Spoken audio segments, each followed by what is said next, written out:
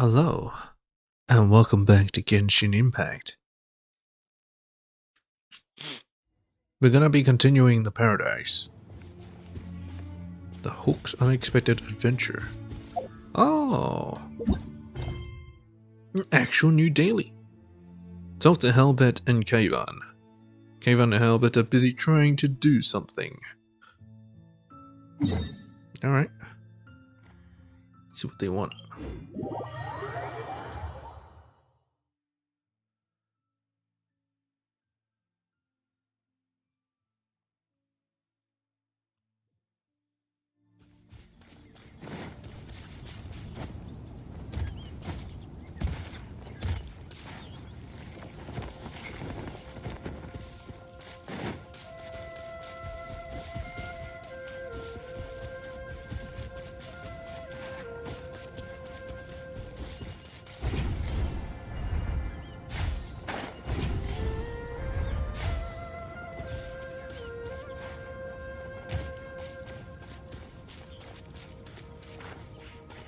Still fishing for relics?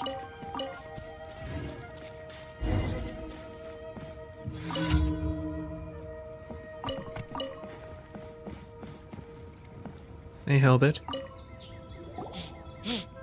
Please try the new bait again, Mr. Kayvan.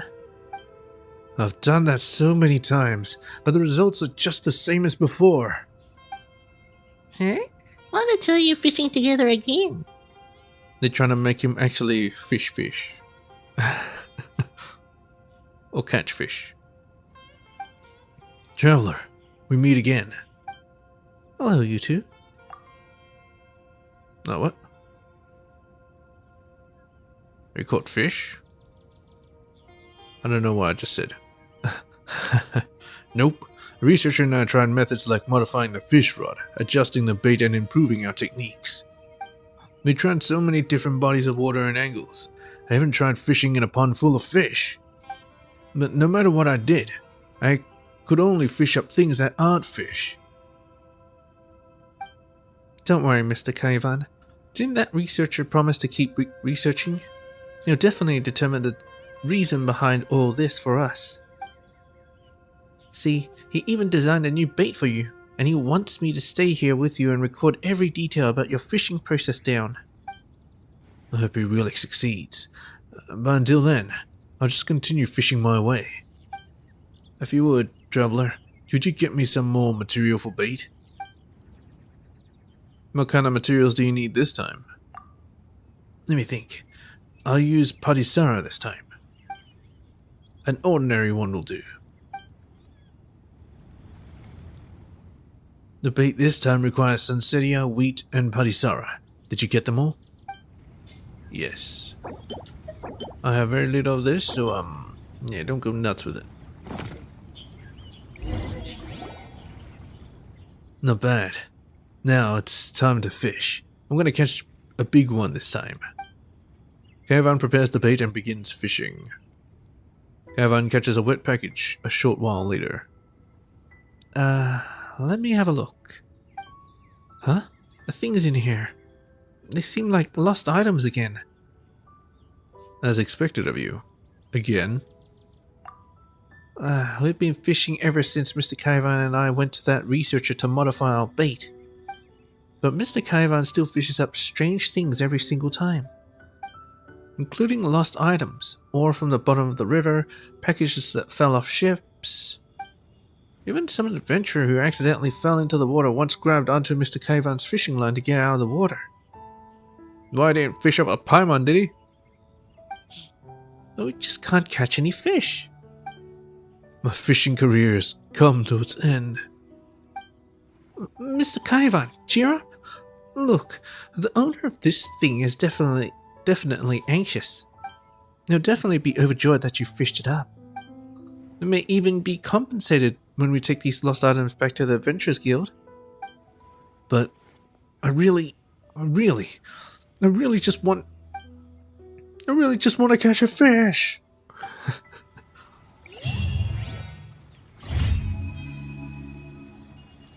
Has he tried spearfishing? You know, you could just, get your hands dirty and just Get in there. Oh, idiot. Go look for the last missing part.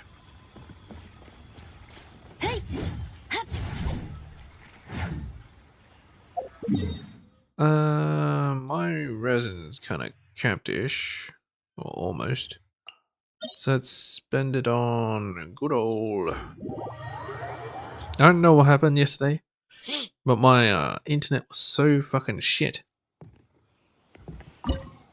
I couldn't get this. It just kept resetting the boss. It annoyed the hell out of me.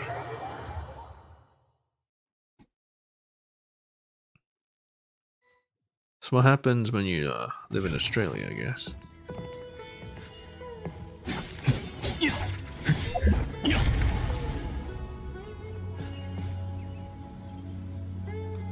It's always such a nice spot to just let the thing go.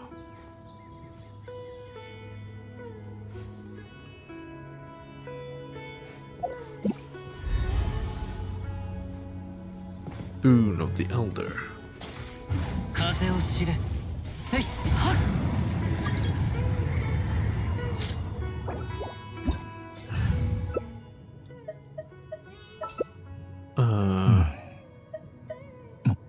Let's get some health.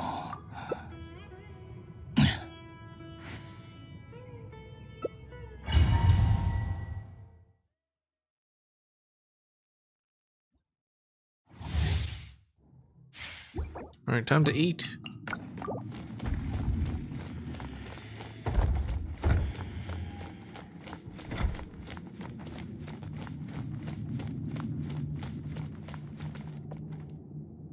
See the barrier right before my very eyes.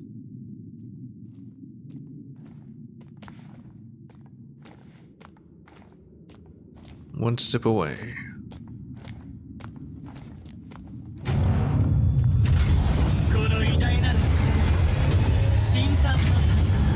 Oh, guess we're beginning.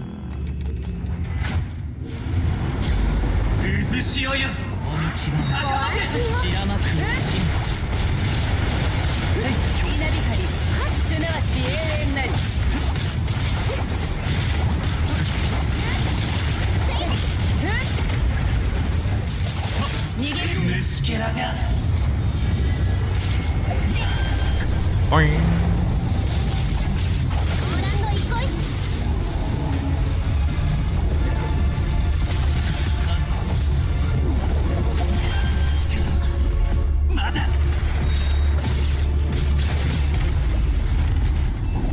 Nice.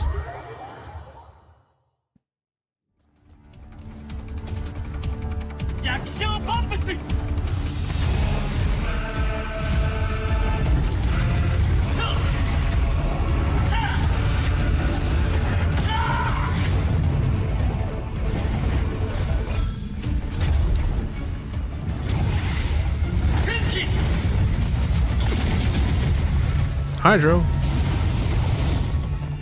It's not gonna help me.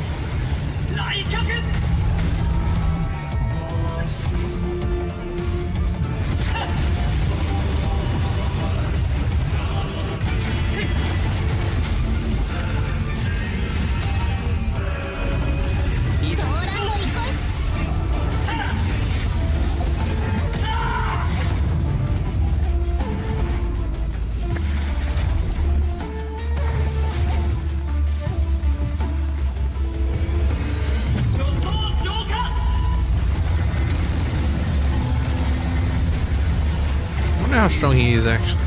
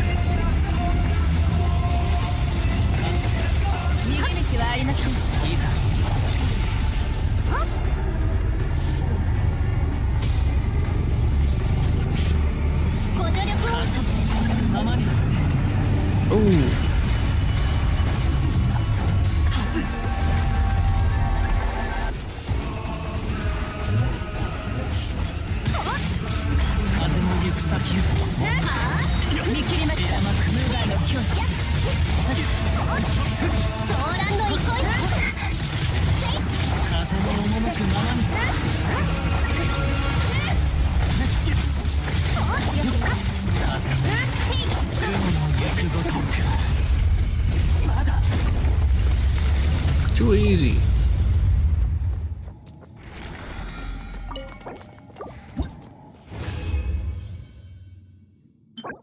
Meh. Anyway, I'm out of here. Time to do part 3.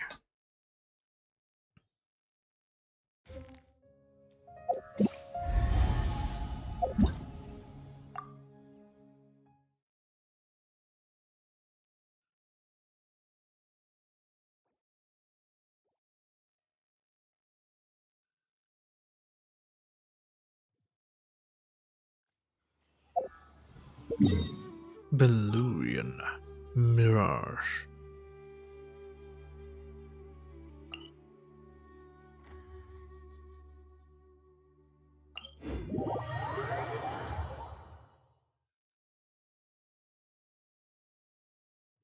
I haven't really been exploring, so still missing a lot of materials.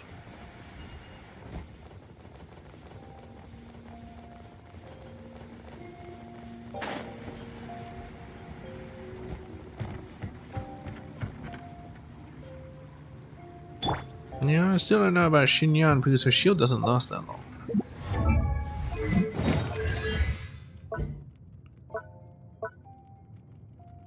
Shield duration 12 seconds. But not only do I have to use her, I have to use Kuchisara, I have to use Shinha.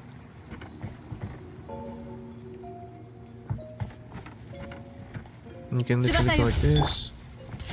Then you go forward. Then you shield. Then you fire. You switch. And you attack.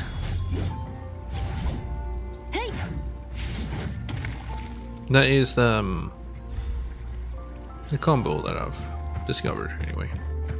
Well, I've been pondering about it off stream. Alright, let's find you bastards. I can see you already. What are you doing? Yeah, they're never on walls. What are you doing? They're never on roofs. Roofs.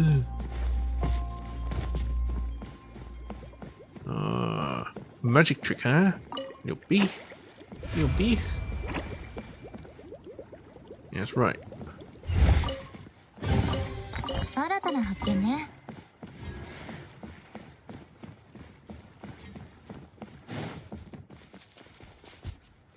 What was that little bubble there? Well, whatever.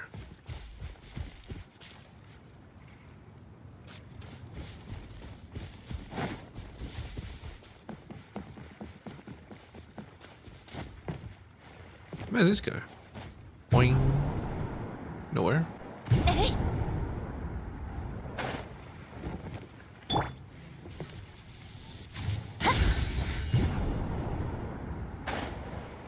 Oh, there's some stuff up here. I might as well take it while I'm here.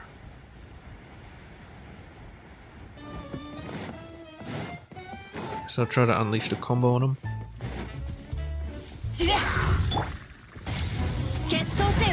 Whoops, wrong one. Already screwed up.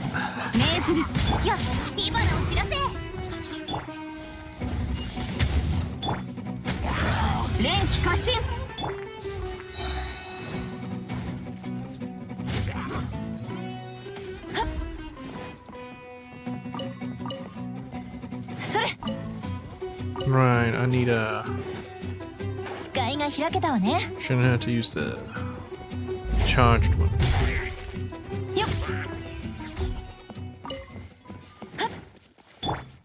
So it should be... And then like that. And then... like that. Then she should retain the buff. You can actually use it.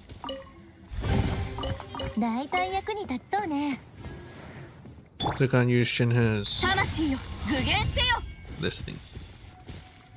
I mean, I could. Because of the Kujasara buff. I could use that to actually get in.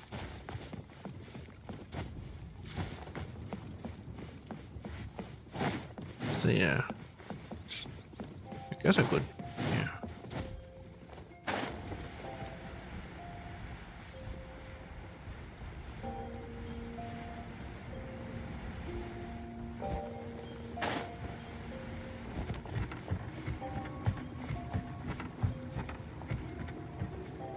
So Idia, from what we learned last time, Idia is actually an Oceanid. Because we learned it in here. Well, apparently according to that painter guy, at 本 least. 当ですかそこまでしてくれるなんてどう感謝すればいいのかそんなに気にしないでくれ私たちも心境のためにもっと役に立ちたいんだ Cousin's なんと helping 言 too. ってもこれは私がやってしまったことだから。 Did he? 何かあったのかオイラたち何を見逃したんだ二人ともさっきになってようやくレッシグが私たちにある事実を白状してくれたの。やはり自分で説明させてくれ。私が心境の一連のトラブルを起こした張本人だ。 But how? はあレッシグさん事の始まりは私が秘境の入り口で精巧な水の球体を見かけたことだった。 Oh, and he 7歳 touched の it. 時に祖父からもらった天将棋とすごく似ていて回せるのかと気になって少しだけ触れてしまったんだ。あれが心境のコアだなんて It was the core? つまり天地が回った時にこれはさすがにまずいことになったと気づいたんだ。全部をあなたのせいにするわけにはいきません私も管理不行き届きの責任があります That し was the core?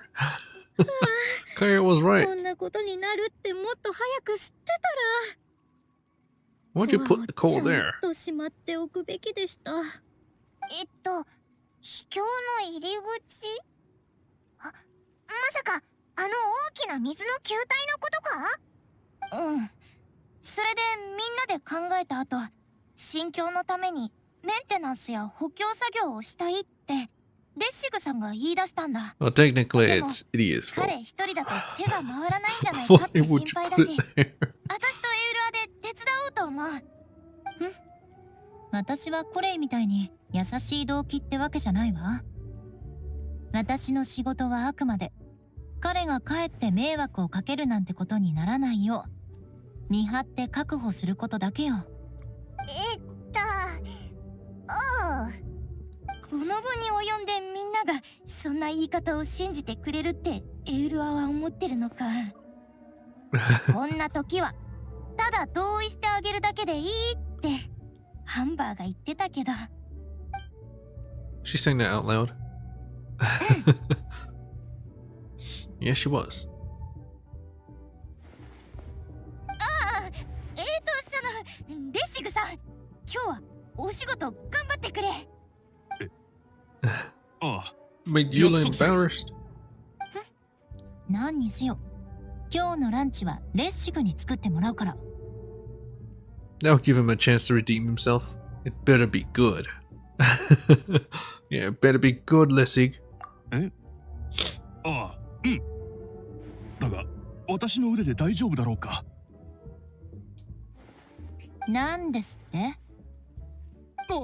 いやいやみんなが私の過ちを不問にしてくれることに心より感謝している。この感謝の気持ちを力にいやカロリーに変えて He has found his life's calling.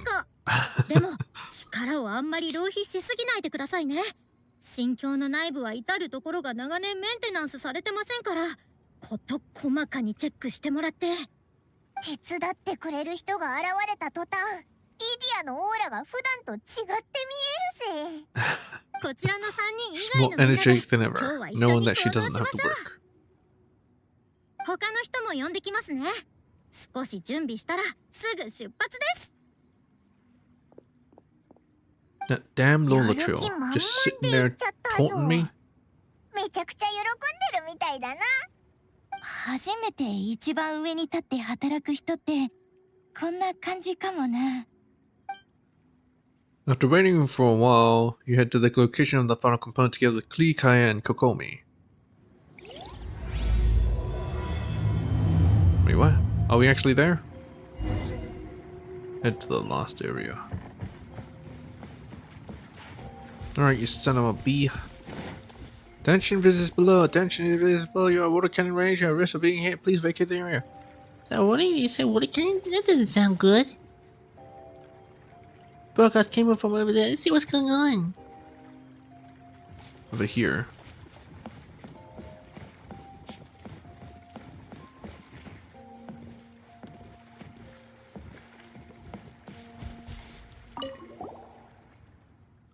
Never imagined that you two would follow the sound of the broadcast here, especially after being warned. Pardon me, but this attraction isn't officially open to the public yet. Please wait a few minutes for me to make some final adjustments. What are you planning? Stop it now! Yeah, stop it now, yeah, definitely. Paimon heard words that sounded super scary. Water cannons. Must be that huge thing over there. Whoa, it's scary just to look at. Just what are you trying to do here? We won't let you get away with it. No, no. You misunderstand. Chatillon. Chatillon. Chatillon. I'm Chatillon, head of Project Spinal Blaster. This project simulates naval battles, but much more fun and casual. Spinal Blaster is approved by Lady Idia, so you know it's safe. If you wish to verify the truth of that, please see this document signed by Lady Idia herself. The suspicious engineer offers proof, in the form of official documents written in obtuse legalese, all with Idia's distinct signature. The margins even contain a few remarks and well wishes from Idia in her inimitable style. So it's a project approved by Idia. You scared us half to death. So, what's the deal with the water cannons? That's just a simplified nickname. Its full name is so long that I'm pretty sure most people would go for something shorter based on its appearance. Anyway, its water bullets are completely harmless. At most they might soak the guests standing near their target. Some guests enjoy the sudden coolness from being splashed, but somehow their clothes stick to their body afterward, and we don't want anyone to have a bad experience. So if possible, I would like to post warning signs around the area. Paimon didn't think you were so considerate. That's a great idea. Now I'm curious, what's its full name? It's called the Crocomorph Vortex-based Crocodilian Armored Heavy Naval Battleship-style Recreational Water Blasting Cannon. The name accurately reflects both the appearance and its underlying principles. Wow, you weren't kidding. Paimon can't even repeat it, much less understand it. But just calling it water cannon kind of misses the point, right? Why not call it Croco Cannon? The alliteration. That's perfect.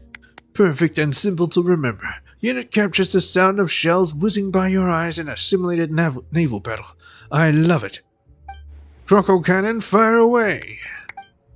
Croco Cannon, bubble away. Are you serious? Paimon doesn't like being made fun of.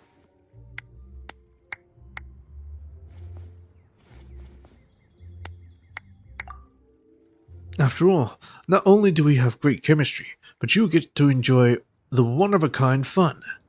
Say, how about you two be the first to try out Spinal Blaster? The rules are simple. Adjust the Croco Cannon and hit balloon targets with bubble balls to earn points. When you earn a high enough score, you can win prizes. Well, after all this hype, Paimon kind of does want to see what it's like to use a Croco Cannon. Alright, count me in. Croco cannon, fire, open water. Perfect. Let me finish a few final adjustments, and then you can get started. Enjoy yourselves.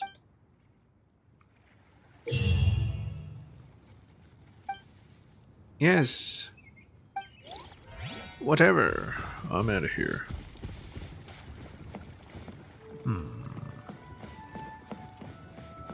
You know what?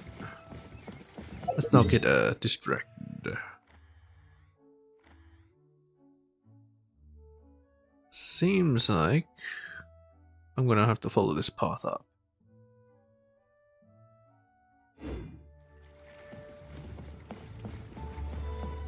Huh. Seems like it'll take me over here anyway.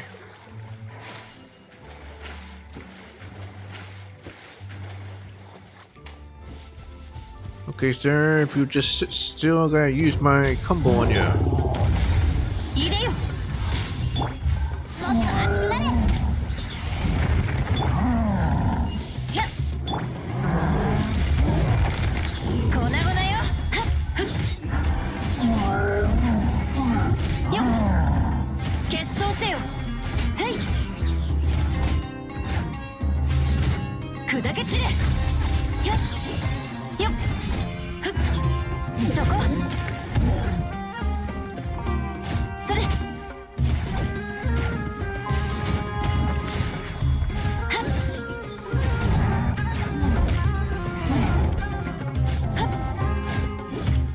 粉々よそれ And obviously you reset once your shield runs out. But I didn't because I can't be bothered. 早く So yeah. Alright, where are you taking me? Up there, huh?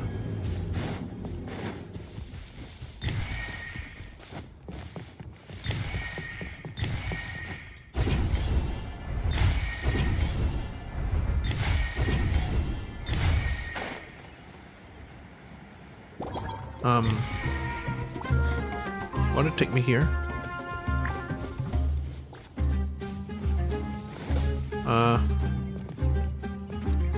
Do I have to defeat them? Is that it?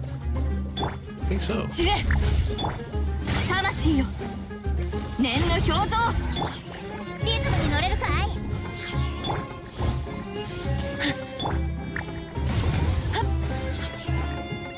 結晶せよそれよっやっ早く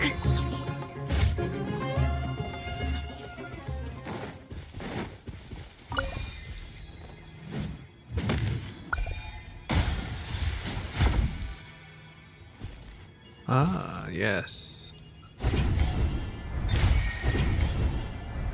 I'm afraid that might not have been clear enough that I was supposed to break it, but you know, just because I'm the best gamer in the world, I would have understood that that's what you're supposed to do. よっ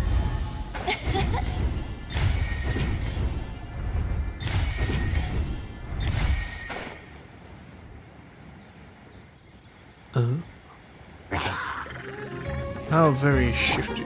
翼よ Dang it.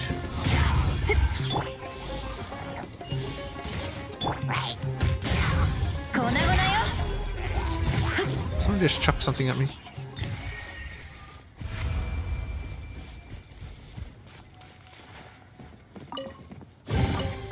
罪人にもこんな時ってあるのね。 That took me way off course. 視界が開けたわね。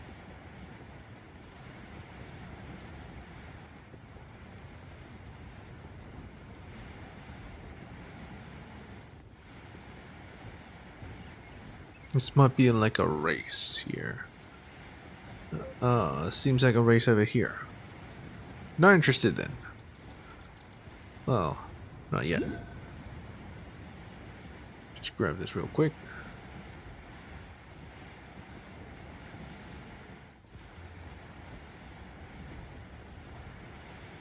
It's a trap. it's not a trap. それ Well, anyway, first I wanna. Not this. Claim this. Oh, thank you kindly. Look, Gaia's outfit. Gaia.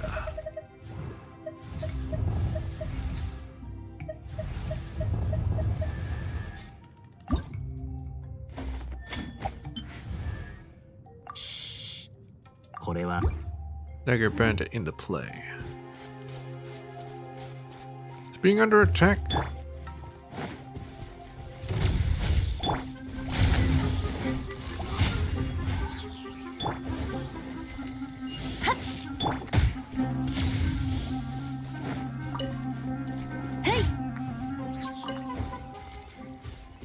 There you go.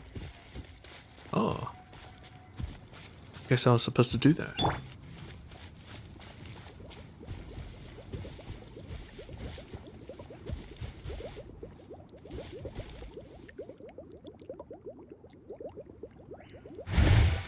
Nice.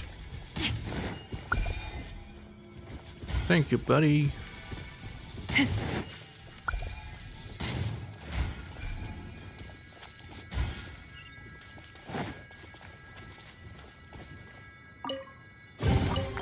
Yoshi. よし、隅々まで回収したな。これからどこに行くの？最後の部品を取りに行くのですよ。あくまで私の推測ですが、告知板に記載されている監督のところにあるのではないかと思います。軍師さんの観察眼はなかなかのものだな。監督ってどういう意味？監督というのは職業の一つですよ。Zosimos. 確かゾシモスという方です。イディアさんが心境全体を管理しているとするなら、ゾシモスさんは舞台上のすべてを管理していると言えるでしょう。だったらやっぱりイディアお姉ちゃんの方がもっとすごいね。もっとすごいイディアさんはどうして一言も発しないのですか？ You think so? 進んで説明してくれる人がいるので、もちろん喜んでサボらせていただいてるんですよ。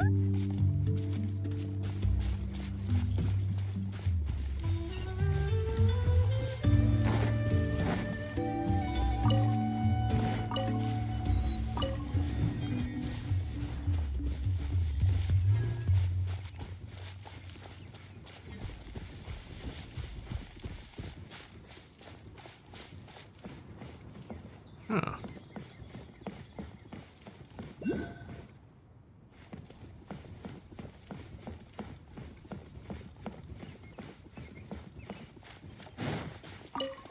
And they added quite a bit more stuff here.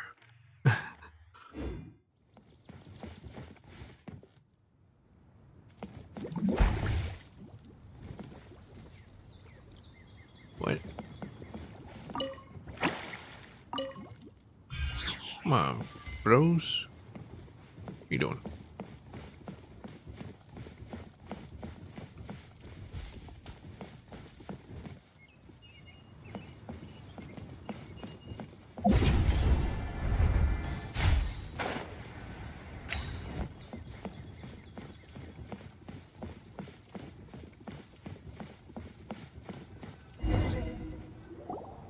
彼は普段から出かけるのが嫌いで、ずっとツリーハウスに引きこもってるんです。舞台に必要な道具を作ってるのでなければ、台本を書くのに夢中になってたりとか。No, hi P. I don't know how to pronounce your name, so I'm just gonna call you P.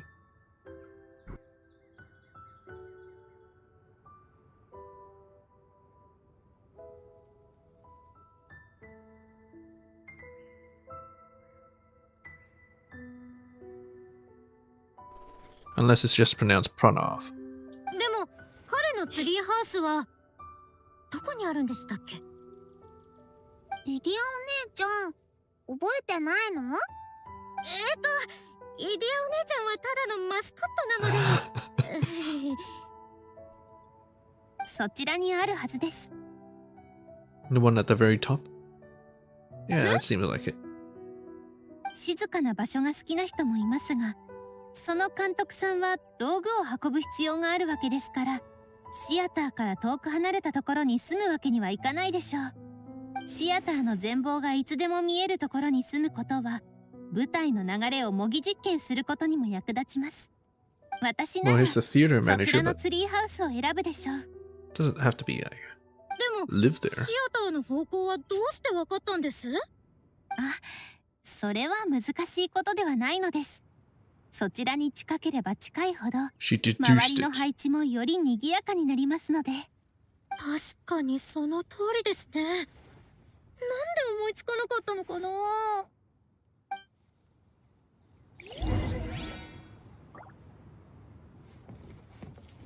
Let's go.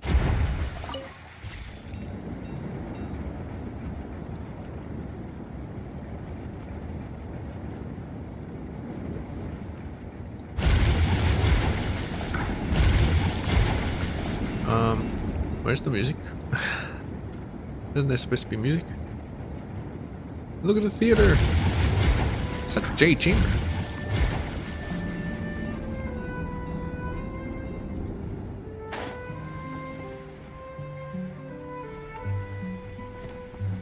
Look at that. It's just floating up in the sky. It is a J chamber. We're gonna have another J chamber moment.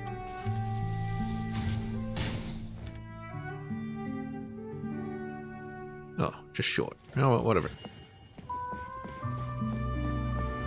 Alright, since I'm here, it's fine, you guys.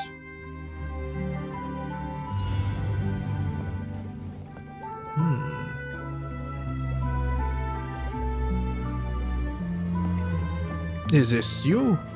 Oh, you're actually trying to hide. That's no fun.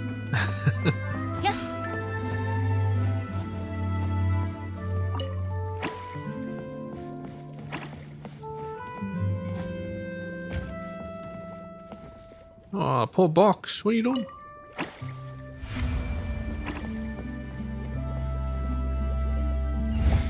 I wonder if when they shapeshift into like a rock, would they be as dense as a rock? Would they be as heavy as a rock? Or would they just be same weight? Oh wait. It's gonna get too complicated, so let's just go. Ah, finally one of these doors open. Oh my god. Did he make all this by himself? Oh wait. Maybe? Oh no.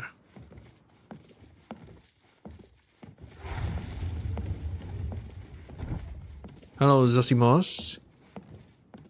Face reveal time? 自動装置はどこに落ちたんだろう。男の俳優の等身大パネルはまだあ Probably るけ wearing a ど、 mask or something. 女優の方は、そこにいるのは誰だい？ No, no, it just has a Idiot. mustache. そう私ですよゾシモス。これがドラマチックな登場ですよ。意外だな。てっきり誰にも見つからない場所に隠れて泣いているんじゃないかと思ってた。 Paimon? That doesn't 不 sound 思 like 議な Paimon おち at びちゃ all. んだな。君は俺の心が読めるのかい？オイラはパイモンだ。そんな不思議な能力は持ってないぞ。ただ何回も同じようなセリフを聞いただけだ。どうやらみんなからの評価は一致してるみたいだな、イディア。It's hard to see 最初 her から any, マス any コ other ットで way. いるべきでした。こういうのが道を選び間違えて人生を挫折しちゃったって状況なのかな。マスコット。君の新しいキャラかい？そんなキャラ、俺は書いてないはずなんだけどな。もう私のことはいいですから。友達を紹介してあげますよ。Idiot introduces everyone to Zosimos こ and れで分 explains かっ what たで happened. しょ。それでコアホイールのパーツを持ってるんですか？一応持ってるけど、あの事故で舞台にある多くの装置に不具合が生じたんだ。それで本来の公演ができなくなって。That's not matter to me. Just give me the component. 分かったぞ。Ransom. オイラたちに装置の修理を手伝ってほしいって言うんだろ。いや、舞台の修理の方じゃないですか。ゾシモスさんは等身大パネルが見つからないとおっしゃっていたので、道具の修理ですよね。 All of きっ them. とパーツの修理だ。パーツが壊れちゃったんだよ。彼の日常業務から考えてみたらどうだ？ゾシモスさんは台本を書く必要があるわけだから、台本の修正だと思うぞ。You started this guessing game anyway. Just let the man speak. みんな一体何を経験してきたんだい？なんで俺をそんなに悪く思ってるのか知らないけど、パーツは無傷だから、欲しければ今渡してあげるよ。ただ、みんなに公園の修復を手伝ってほしいんだ。Nah, it's just because we exposed your scheme, your ransoming scheme, then you felt bad, and then you tried to go for plan B. And get our sympathy instead. 見てくれ。これだけ多くの人が集まれば、公園に開いてしまった穴を埋められるはずだ。公園？すっごく面白そう。これ手伝いたい。みんなも一緒にやろう。So far, so good. 実を言うと、さっきは台本のストーリーをどう続けたらいいかずっと考えてたところだったんだ。そんな時、みんなが俺の目の前に現れた。まるでインスピレーションの光が突然差し込んだかのように。どう言えばいいんだろう。君たちを見た途端、続きが書けそうだと感じたんだ。Not now, Kaya. それってあなたがずっと行き詰まってたあのストーリーのことですか？本当に続きを書けるんですか？本当だとも。少し時間をくれ。すぐに台本を書き上げてくるから。イディア、ここは君に任せるよ。あいつ本当に書きに行っちゃったぞ。はあ、ゾシモスはずっと大盗賊とか魔女とかが出てくるようなストーリーを書き Thief たかった and a みたいです。 mage. 言い伝えをもとに物語を作ったみたいなんですが、頭の部分しか書けないままずっと煮詰まってて。 Or has he written the 少 ending? し休んでてください。何か用意できるものがないか確認してみますから。 Usually 監 people 督が write 書き終わ the ったら beginning また and ending, 話し合いましょう。 and they fill in the middle. Sometime later, Zosimus flies in, brandishing a stack of scripts. Everyone is astonished he finished the entire script in such a 一 short 人の time. 監督として一人の作家として最も重要なのはインスピレーションだ。だから君主の三宮さんを見かけた瞬間に新キャラクターのアイデアが浮かび上がった。 The general. ヒロインが加わったことでストーリーは完全かつ美しい流れになった。さあみんな、台本を読んでくれるかい？これから一緒に公演を完成させよう。 Gave us each a script. It's like he's an octopus. Multiple arms writing all these scripts. Wait, the script's just one page? 他に何かわからないことはあるかな？ゾシモスお兄ちゃん、これってどう読むの？ Can't read. 身をなんとかせるってところ。どれどれ？ Sojourn. 身を寄せるだな。住まわせてもらうという意味だ。これを言うときは可愛らしく言ってくれよ。へえ。この字も読めない。 So many words. 大丈夫だ。解散したら一緒にセリフを練習しような。ガイアさん、手間をかけるね。さっきから感じてたんだけど、ガイアさんは役を演じるということ You に know a thing or か two な about り acting. 心 Huh? 得があるようだ。もし He か is して still acting. 以前は役者でも？ He's acting right now. 褒めすぎだ。ただセリフをスムーズに読めるだけさ。おっと、 Rolls そう off だ the ったのか。 tongue. だったらガイアさんには本当に才能があるよ。正直、俺はそういう人を探し続けていたんだ。もし今後、俺が有名な監督になったら、ぜひガイアさんと長期的に仕事をしたい。あ、そのためにはこれからも連絡を。はいはい、いいぞ。よかった。じゃあみんな、もう少し台本を読んで公演の細部をゆっくり味わっていてくれ。俺は舞台を見に行かなければならないから先に失礼するよ。俺に用があればエリアの真ん中に来てくれ。一番大きなシアターの中にいるから。 So what does Idia do? What role does Idia have? 新京のシアターか。気になるぞ。みんなは準備してるみたいだし、シアターがどんな感じか見に行こうぜ。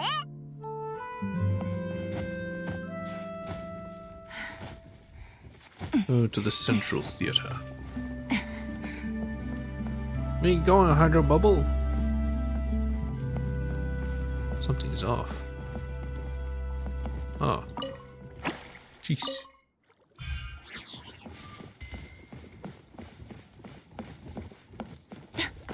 Yeah.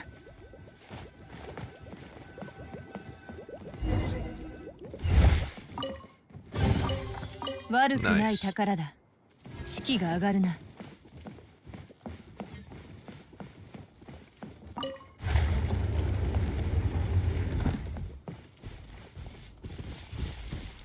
Oh my god, it's huge! Well, that was a theater, but no. It's over here. What is this? What is this? What? Haha, gotcha.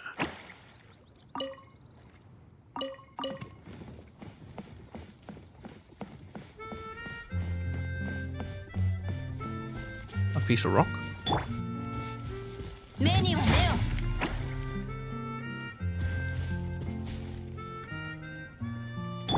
He's so scared.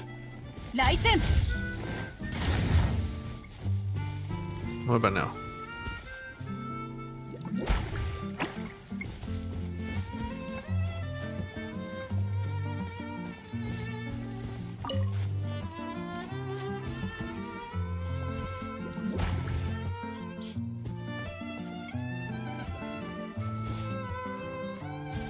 Where'd he go?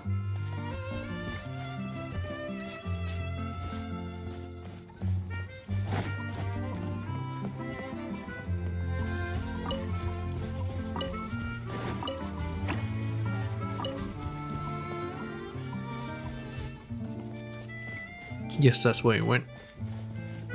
They're just like the... What do you call it? The Tanukis. So you're telling me I need one more? Oh. I'll get to it, I guess. But what is this quest?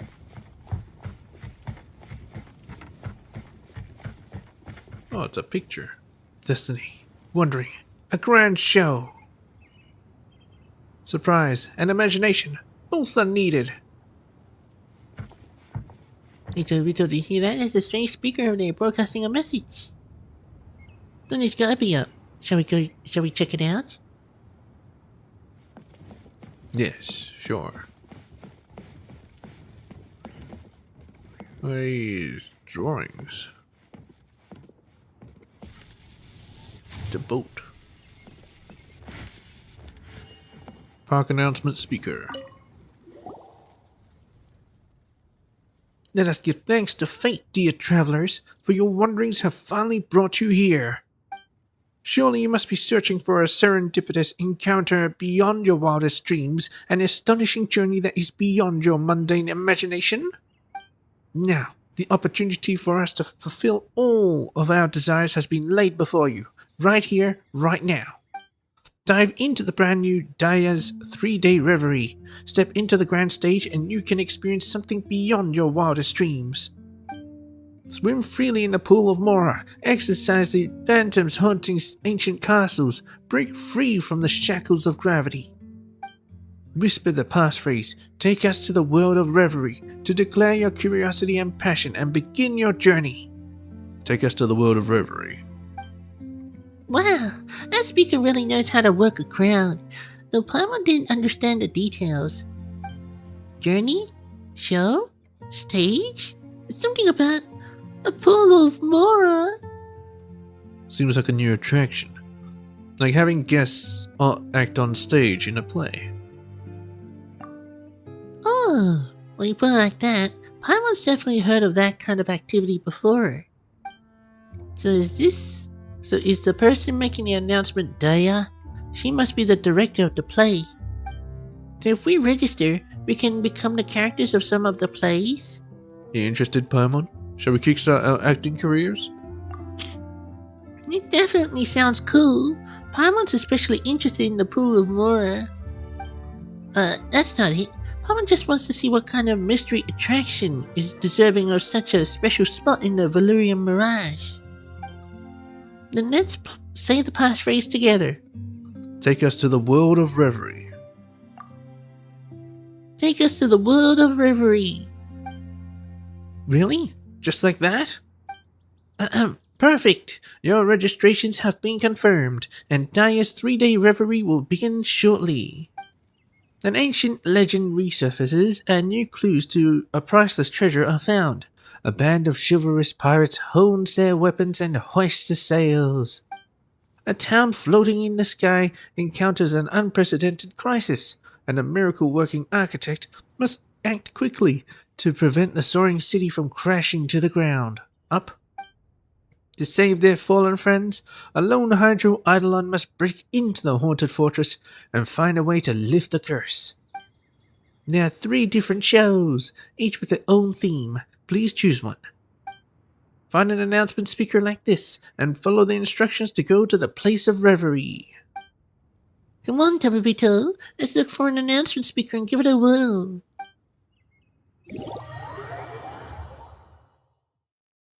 Complete 3 shows. Listen to the announcement. Petrifying Gaze. Sky Castle Saviors. Okay. Yeah, this thing is closest. The Black Nacre and All-Devouring Kraken. An ancient legend resurfaces. Band of chivalrous pirates. Intrigued, you and Paimon arrive at the set of the Black Nacre and All-Devouring Kraken.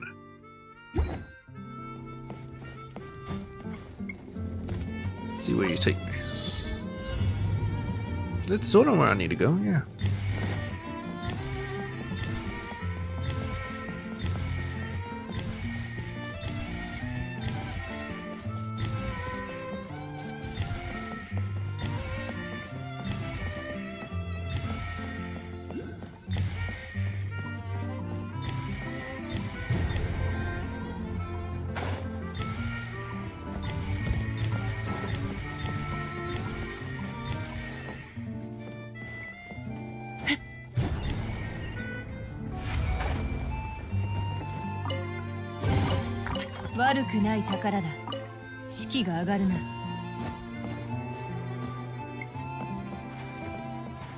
Mr. Speaker, because we know what Daya's 3-day reverie will be performed. What kind of show will it be? I need to get to this station. Staff and equipment in position. Mechanisms are prepped and ready. This performance of the Black Nacre and All-Devouring Kraken, a play from Daya's 3-day reverie, will now begin. Docked in the port closest to the rumored location of the treasure, the crew of the pirate ship Black Nacre is recruiting new sailors and restocking before the final and most crucial leg of the voyage. Experienced adventurers set foot on the deck of the Black Nacre. They're outstanding fighters, but novice sailors. Ahoy there, landlubbers! Get on over here! Huh? The voice from the speaker changed. It sounds like someone really serious is calling us. So, it's trying to interact with us? Who else would I be talking to? You're the best out of this sorry bunch of scallywags. We can't set sail without you. I'm the chief mate of the Black Nacre. You'll be working with me on this voyage, savvy? Perk up, sailors. It's your first day on deck, and our quartermaster will make sure you get the best preserved meat, cream, hardtack, and dandelion wine. The speaker continues to narrate the scene before you. The chief mate appears to greet the raw recruits, dressed in ragged clothes and swaddled in bandages. It is obvious that he has just survived a fierce fight.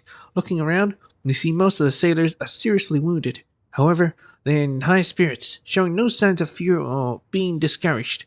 The sailors gather around you, applauding the newcomers and offering welcome gifts and food. Oh, so the speaker also provides detailed narration of the scene. Like the scene just now, we were just welcome on board the Black Nature. So, shall we play along? I thought we actually get to board the Black Naker.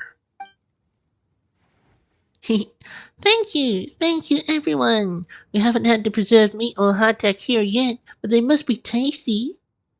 It's a pity that we can't see the actors or prompts. Otherwise, this could be quite immersive.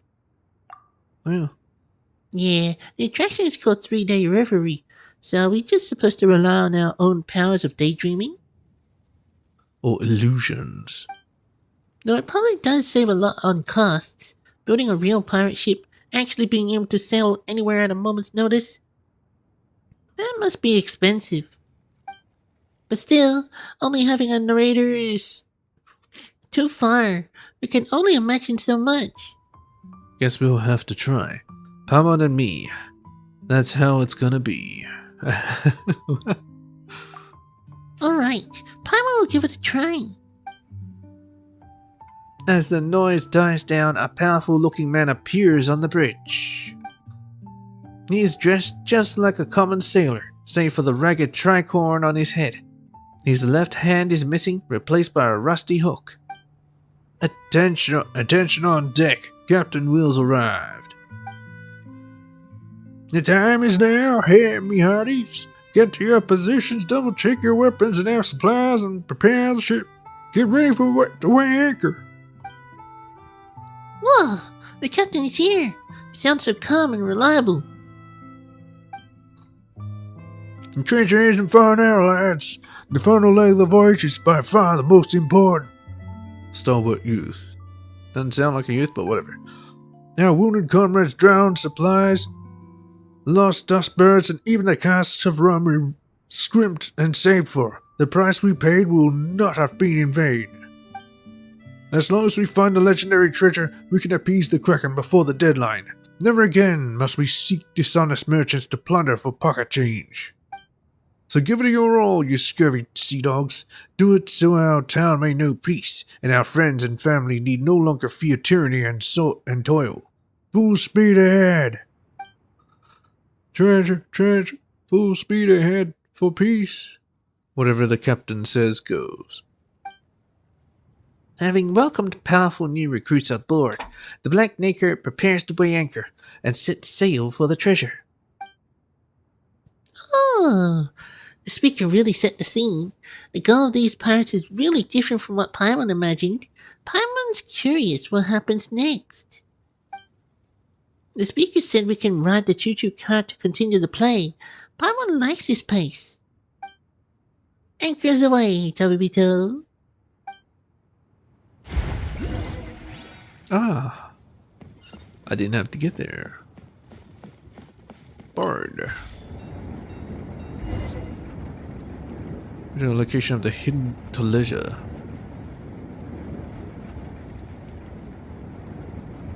Oh, really? I did not know that's where I'm supposed to go.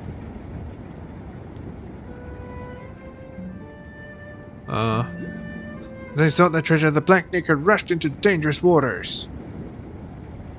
The sea fog filled the air, and rolling waves hit the hull relentlessly, causing the ship to shake violently. Terrifying lightning struck frequently, barely missing the mast and sail. Look out the top of the mast could see nothing from the crow's nest, and even the compass failed, and perhaps they were hearing things, but the crew felt like they hear the cry of a dust bird. The choo-choo car is checking so much, it feels like we're sailing on a ship. I was getting dizzy.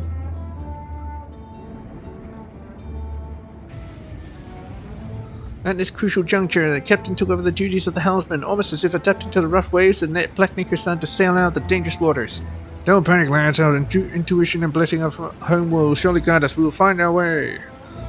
Well then, why are there so many shipwrecks all around us? Seems like we're going ourselves into danger again. Be vigilant. Those are those who failed to the treasure. We've got the sea monster millions coming. Oh my god. Coming this way. Enemy attack! Sea monster minions are attacking from the bow. These monsters. Been demanding tribute all this time, plundering the wealth of does it. Last no panic because it'll be nasty battle, but victory is before us. Most of them is finally out and come out to be to up and at him. Bro, don't do that.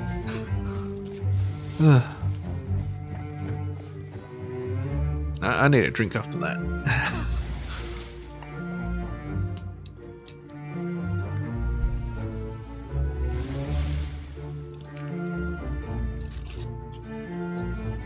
Defeat the minions. Ah! Oh.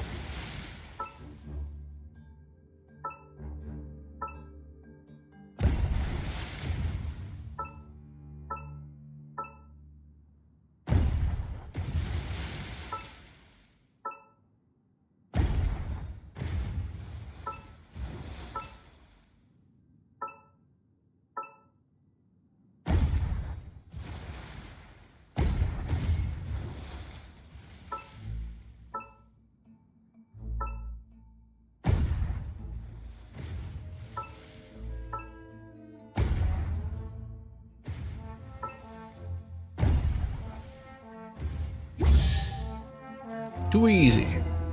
Good job, greenhorns. Our foes lying vanquished. Now maintain. Good job, greenhorns. Our foes lying vanquished. Now maintain speed and heading. We sail on. Oh, how nice that they showed it to me again. Just take this. Inazuma boat. Yeah.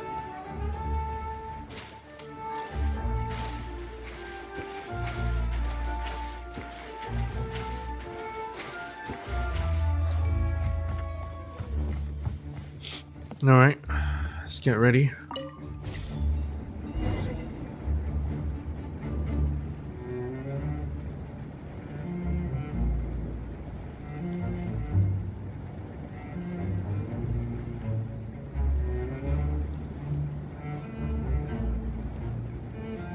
Have a beautiful, enchanting singing travel across the distance and the din of battle dissipated.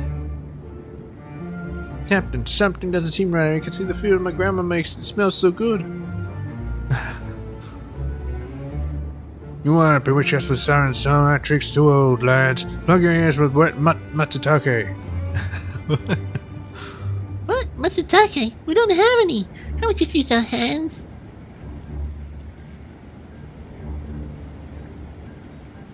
Watch out. We're heading for a cliff. Brace for impact. On guard, you me hearties. Grab it something so you don't get thrown overboard. Wait a minute. Why not close to the ocean? The treasure's still hidden in a dangerous spot.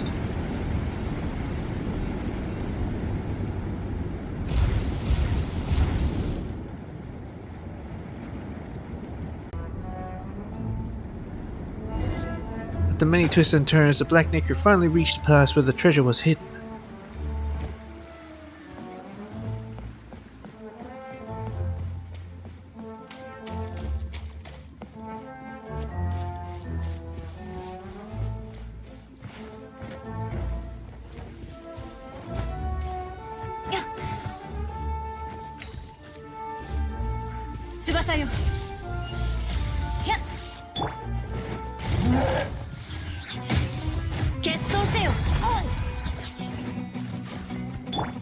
Right there. 連機発進散れ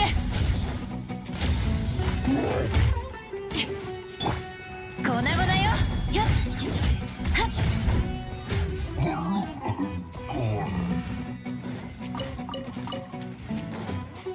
えい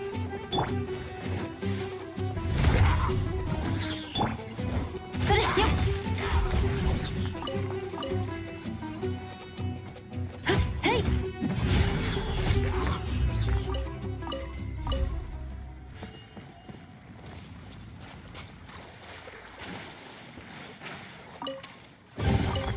罪人にもこんな時ってあるのね。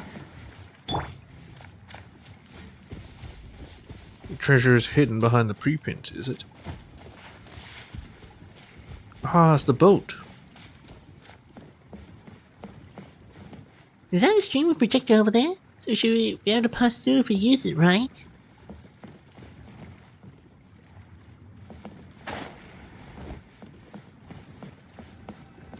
Use streaming projector. On this, everyone's surprised another gang of pirates has been waiting here for them to... What's going on? Are we seriously being robbed by other pirates? How sneaky of them. Yeah, well, you little rascal, instead of robbing others like a pirate, sure, you set your sights on treasure. Why are you... That's to be robbed plenty of rich, unjust folk, but we can't keep struggling and retreating all pirates. We need to find a way to change our situation.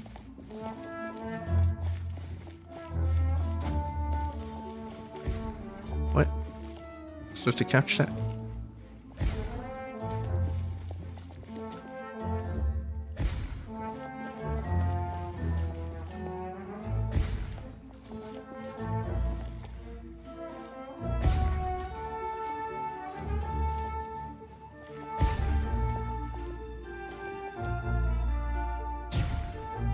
What?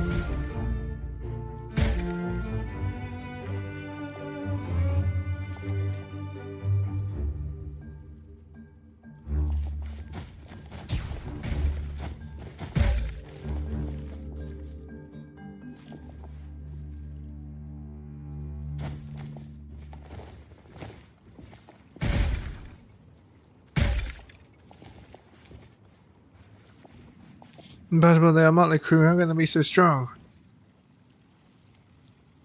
You want to escape out of the way? Have a whiff of your broadsides. Of our broadsides.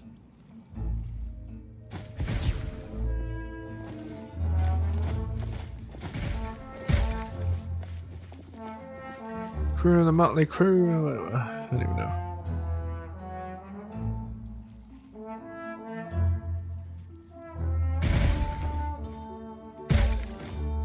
They flare upon finding their tracks useless, huh? Let's see. Why? Why do you have these unpausable dialogue? God damn it, Mario. Why? Why? What? Right, we won. These villains won't get their way. Didn't get their way. Now it's over. All crew members of the Black Nigger, crowd up over here. よし、隅々まで回収したな。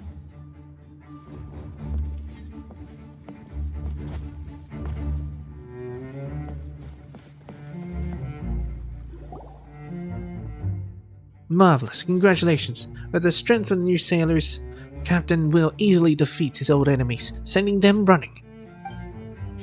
Having overcome every challenge the voyage could throw at them, nothing could stop the crew of the Black Knicker now. Such is the loyal crew of the Black Knicker. Such is the loyal crew of the Black Knicker, lads. Even when those lily-livered biscuit eaters ambushed us, not one of you panicked. And of course, our newest members contributed mightily. They swept away all opposition like there was so much flotsam and jetsam. Of course. Bad pirates like that, Paimon and Tabito could find 2 or 3 boatloads more. Getting into it, Paimon. Guess it's not that bad after all. It's okay. The journey was pretty thrilling, and we've been through thick and thin with Captain Will, so Paimon can be a bit more serious. Based on our research, if we break that stone wall, we can find a legendary treasure. The crucial moment has arrived. I shall give the honor to our heroes, our new companions. After that, I've got a new idea I'd like to discuss with all of you. Hey, Tabito, see how much the captain values us? He's even letting us handle something as important as this. Fire in the hole! Let's open the treasure together. Get ready to celebrate, lads. Heroes, go ahead and open it. Review. the leisure.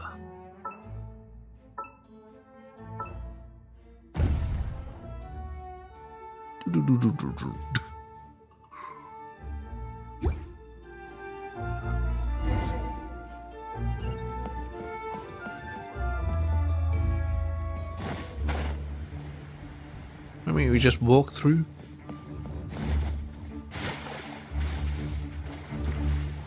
I'm not sure why they used the choo-choo car instead of using our boats, our wave riders.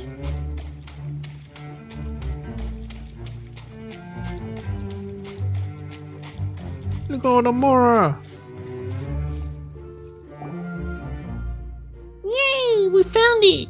The legendary treasure. So much more. Paimon can really swim in it. But why does this Mora seem different from the Mora we usually see? Don't tell Paimon. Hey, the legendary pool of Mora is actually just a bunch of decorative fake coins. Over the top voice. Faced with such an unexpected development, what will the crew of the Black Nacre do? Captain, we were horn smuggled. Could our intel have been wrong? The legendary treasure. How could it all be fake? No wonder I had a bad feeling about this. The so-called legendary treasure could be bait, luring us into a trap. And their goal, the very people who braved hell and high water in search of treasure, and the quality weapons and advanced ships they bring with them. The sailors, exhausted by the journey, can easily be captured and sold as labor. No! They're all tricked! How could this be a giant trap? From a cost perspective, it makes sense. You can't actually have a pool of Mora here.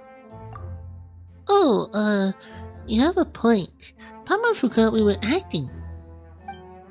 Okay, even though there aren't any other actors, and the set is a bit shabby, Paimon can tell a lot of work went into this. Paimon thinks we should respect that. Let's hear what our crewmates from the Black Nacre have to say. Captain Will gathers the inconsolable sailors in front of the fake treasure. Captain, is this the doing of your enemies? No, this is beyond them. If we didn't take it, they'd be disappointed in their old foe. Perhaps the ones behind this are on their way here now. Given our current state, it wouldn't be wise to take them head on. Clean up the area, see if there are any chests we missed, and get ready to withdraw. Ho! I said hard work is rewarded. See that chest over there? It's for our newest sailors who've done so much. No arguing, it's theirs even if the rest of us go home empty-handed. Not only did not make any money, we racked up a lot of losses. What are we gonna do? Keep searching for dishonest profiteers to try and creep together enough booty to satisfy the Kraken? I was about to point out that on this voyage, we of the Black Nacre found a treasure more precious than Mora. We're not going back with nothing to show for it. They found the ways to cross the roaring seas, strategies to defeat our enemies, and the courage to face any challenge. Think about it, me buckos. Even if we found an ocean of Mora, would it really buy peace for our town? That makes sense. We all know how greedy the Kraken is. No matter how much treasure we shove down its filthy gob, he always asks for seconds. Aye, he's right. I've heard even rich towns have given a dozen times more treasure than we, yet it still hungers. The problem is that appeasement of a monster is never the best answer. You're right. If it was up to Paimon, we wouldn't let that monster have its way. But the captain and his crew are just ordinary people. So we just solved the problem at source. That's why giving it more and more doesn't make any sense. With the fighting experience we gained on this voyage, I'm sure we can defeat the Kraken and lift the shadow of curse over our town. Come, me hearties, do you trust your captain? It sounds risky, Captain, but it's worth a shot. This is the only way. If we keep giving in, eventually we'll have nothing left, and we'll have nowhere to run. The captain's right. It's worth risking our lives for. We can't take it any longer. Then it's settled. From now on, I'll train everyone on the Black Knicker for this sole purpose. Especially now, our newest crewmates are true swashbucklers. They're practically invincible. Captain Will is by no means a rich man, but if you lend us your strength, the whole crew of the Black Knicker will do everything in their power to repay you. Will you voyage with the Black Knicker, train with us, and punish that Kraken for its perfidy? Yeah, that's the spirit.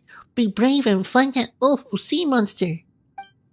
To be told, let's help our friends on the Black Knicker. My pleasure. Sushi's on the menu tonight.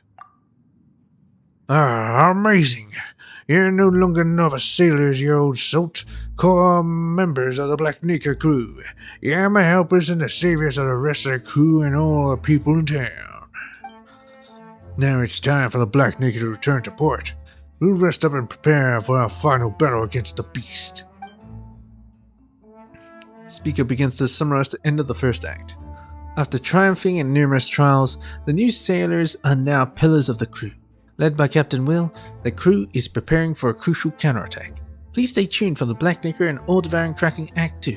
The Black Knicker strikes back. The narration ends and the motion of the mechanisms inside the cave grinds to a halt. Silence reigns once more. It just ends there? I was just starting to get into it. Maybe they haven't finished the Kraken yet. Kind of nice to have an intermission.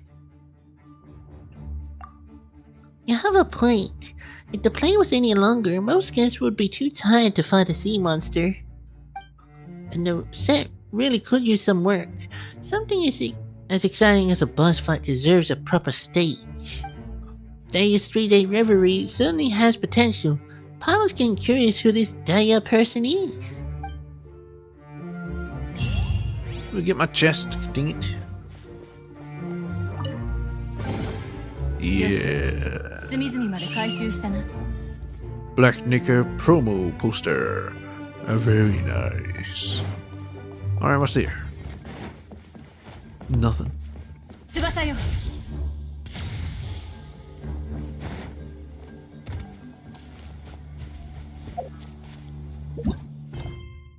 Petrifying gaze.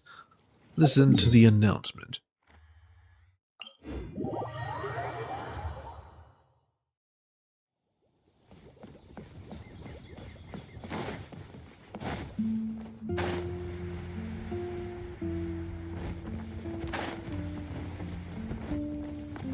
How you doing?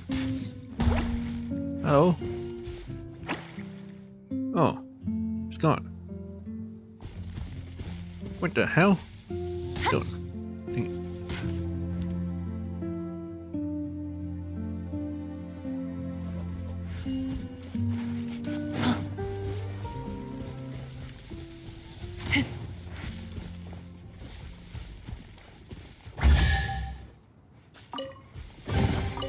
Not 悪くない宝だ。士気が Not 上が very る。 nice.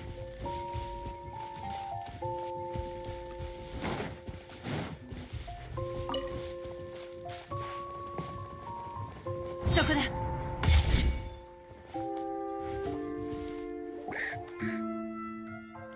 All actors and actresses have arrived, and all stage mechanisms are operating normally. This performance of Petrifying Gaze, a play from Daya's 3-day reverie, will now begin. Automated prompt tone.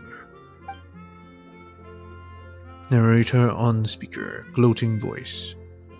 On the edge of a thick and eerie forest, two wise and learned sages are happen upon a Hydro Eidolon wandering alone. Lone Hydro Eidolon, only the wise should speak. Please help me. Someone help me. I don't want to abandon my friends. Water droplet? Wait, did the water droplet talk? It's actually the sound of the speaker. Just treat it like the water droplet's lines. Oh, so this water droplet is actually a main character in this play. And we have to act along with it? It is truly fortunate that these two wise sages have already researched the language of Hydro Eidolons in depth and can understand its plea for help. This must be a fated encounter, such a pretentious meeting. Could you even entertain the notion of not assisting this Hydro Eidolon? Wow, we have our own characters too. That's really cool. Let's get back on topic. What happened to your companions? While we were lost in the woods, we happened upon an ancient castle and accidentally awoke the evil spirits slumbering within. Two of their leaders, they laid curses upon us. Now the moment a ghost sees us, we turn to stone. You become Geo Eidolons, huh? I barely managed to escape, but my companions... They must be in such pain. Is this our fault? Of course not. Even those ghosts got up in the wrong side of the bed. That's no excuse to be bullies. Those jerks turning lost water droplets into stone. That's even worse than bullying. Those ghosts are all super bad guys. If we teach them a lesson, they won't soon forget. Can we save your companions? No, the two ghost leaders never show themselves, and the castle is vast. Even the strongest and most capable person could never find them. But I heard one of the ghosts say that deep within the castle is a chest, and that chest contains an ancient hex cleansing remedy. That is the only hope. The chest is locked inside a secret chamber, and you must first find the hidden key. But I've already been cursed, and if I go back alone, I'll certainly be seen by the ghosts. Then I'll be turned to stone and trapped forever. That sounds easy. We'll escort you there, find the key, and get that remedy. As long as you avoid those ghost gaze, you'll be fine, right? You'll be a walk in the park. That's right. You are both wise sages, and you must certainly know what to do. Please, I'm begging you. Paimon sure got into character quickly. You guessed exactly where the plot was going. It sounds pretty straightforward. Even if you can't beat up the mastermind, taking down the ghosts and saving their water droplets companions should be a piece of cake for you, right? Come on, little water droplet. Let's go find that remedy. Lift your curse and save your friends. Go to the ancient castle. Lone Hydro Eidolon removed the illusion of the mountains and stones to heal, reveal a hidden passage. The road was shrouded in gloomy currents, and strange shadows danced all around us. And a chill followed them as their eyes of darkness firmly gazed from and approached the castle.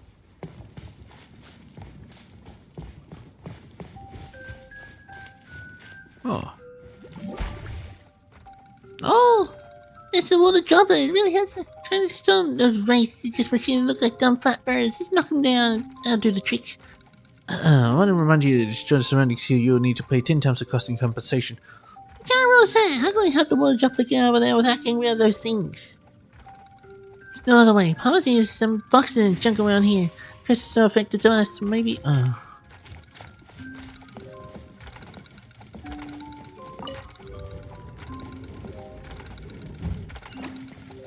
Well, it won't stay too long. It should be okay. Petrification purchases be reversible. Hasn't been completely in prison. That's good. We don't need an access to it. We'll be fine. I can block the race line of sight. 悪くない宝だ。 Oh boy. 士気が上がるな。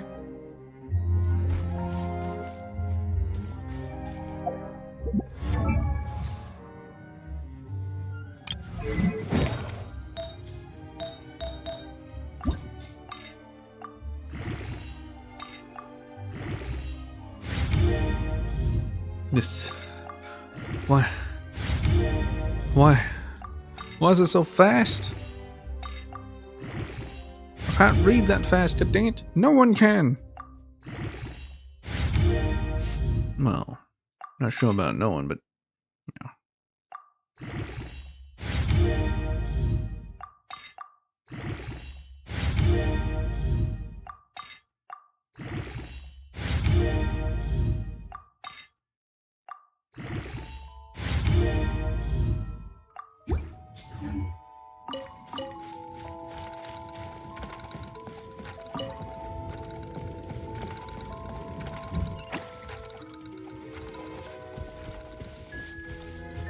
The petrification process can be reversed. Feels. Don't let water droplets suffer like this. Let's try and speed up the block race as soon as we can. Oh, thank you for doing so much for me.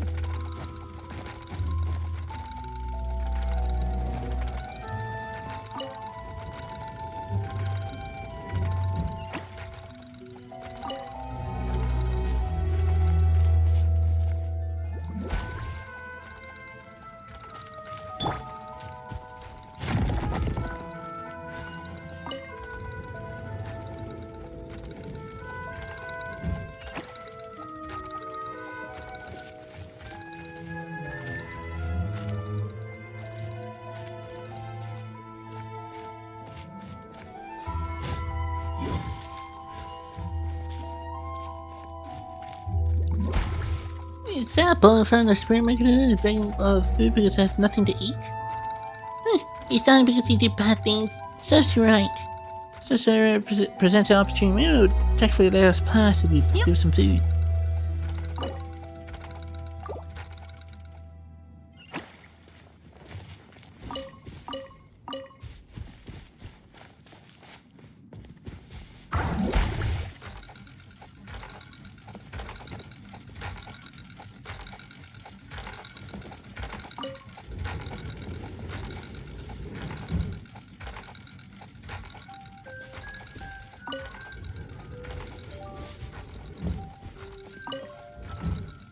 Oh, I see.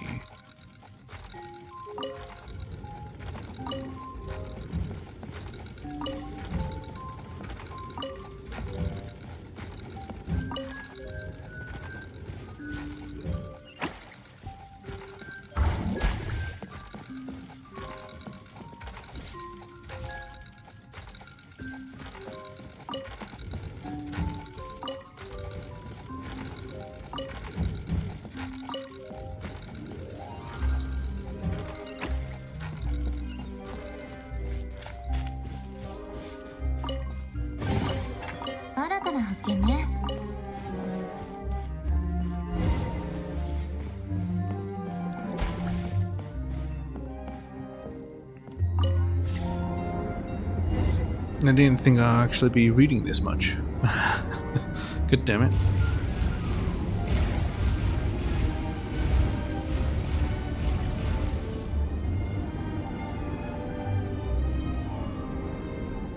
It's a castle. They're passing through the blockade and getting away from the race. A majestic and eerie castle appeared in front of the two. The castle's outline castles tiles the sky at oppressive might. Impressive sight.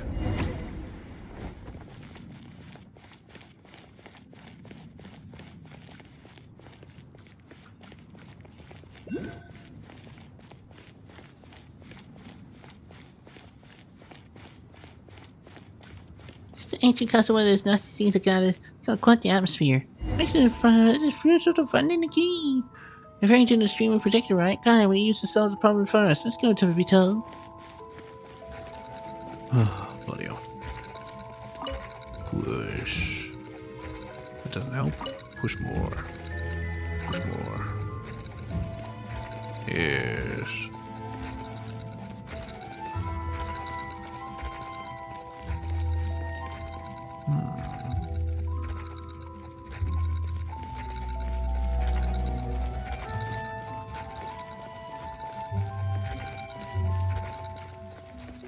Lone Hydro Eidolon.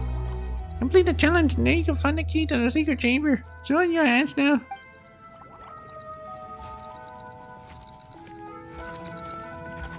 Alright.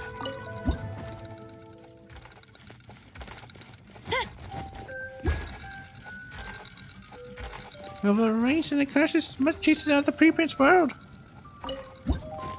But it doesn't affect me.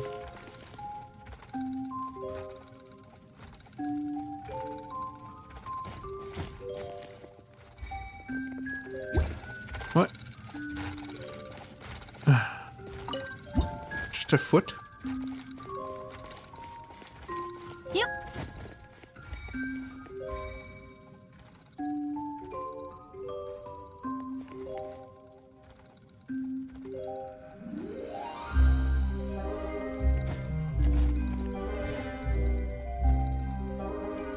Well, hold on, what's the key to secret room inside the chest? Did we make a mistake?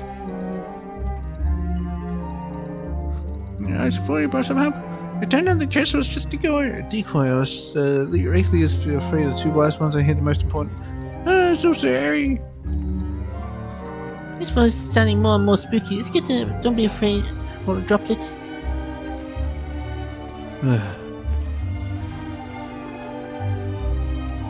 We found our chest this time. Well, oh no.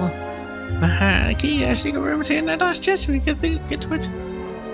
The two Wraithliers have designed an impossible conundrum for the wise one's Hydro Alon. Oh my god. So this was their scheme. Must do something.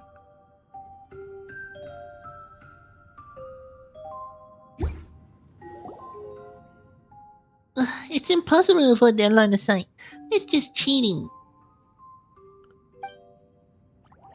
Pyro just wants to kick their ghost mechanisms right over. Hey, wait! What a droplet! What are you doing? There's ghosts here. It's dangerous. He'll block the sight. Insolent beings, have you gone insane, or have you abandoned all hope and simply wish to see your friends on the next world? Happy Wraith Leader. Just wants to be a bully. Oh no, I used this one to block their gaze. Why does I have such a noble spirit of self-sacrifice? Sun Twist, the lonely Hydro. Sufficiently lyrical voice. Sun Twist, the lonely Hydro Eidolon has thrown itself in front of the ghost's vision, using its body to block the fatal gaze, and is slowly turning to stone. The water droplet turned to stone, so we could get the key. War Droplet can still be saved. We have to hurry. Ah, right, that's right. As long as we aren't on the site too long, we should be okay. Did the water droplet figure that out? It's so smart and brave. Hey, but still, let's find the key and get the remedy fast. We can't let the water droplet suffer too long. Use the streaming projector and get the key.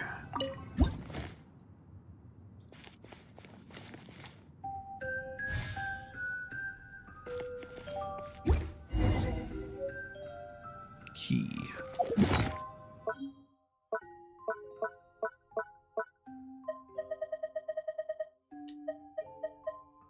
Key to the castle's secret chamber. An item that is key to the petrifying gaze scenario in Daya's 3-day reverie, which can be used to open a secret chamber that conceals an ancient medicine. Its outer appearance is not much different from that of an ordinary key. Once the wise ones obtain the key and unlock the final chamber, then I'll erase stress and cease the obstructive thingies. Okay. Place. Open the door.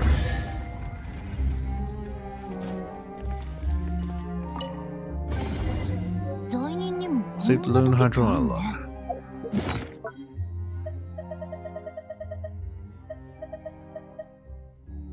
Ancient Hex Cleansing Remedy.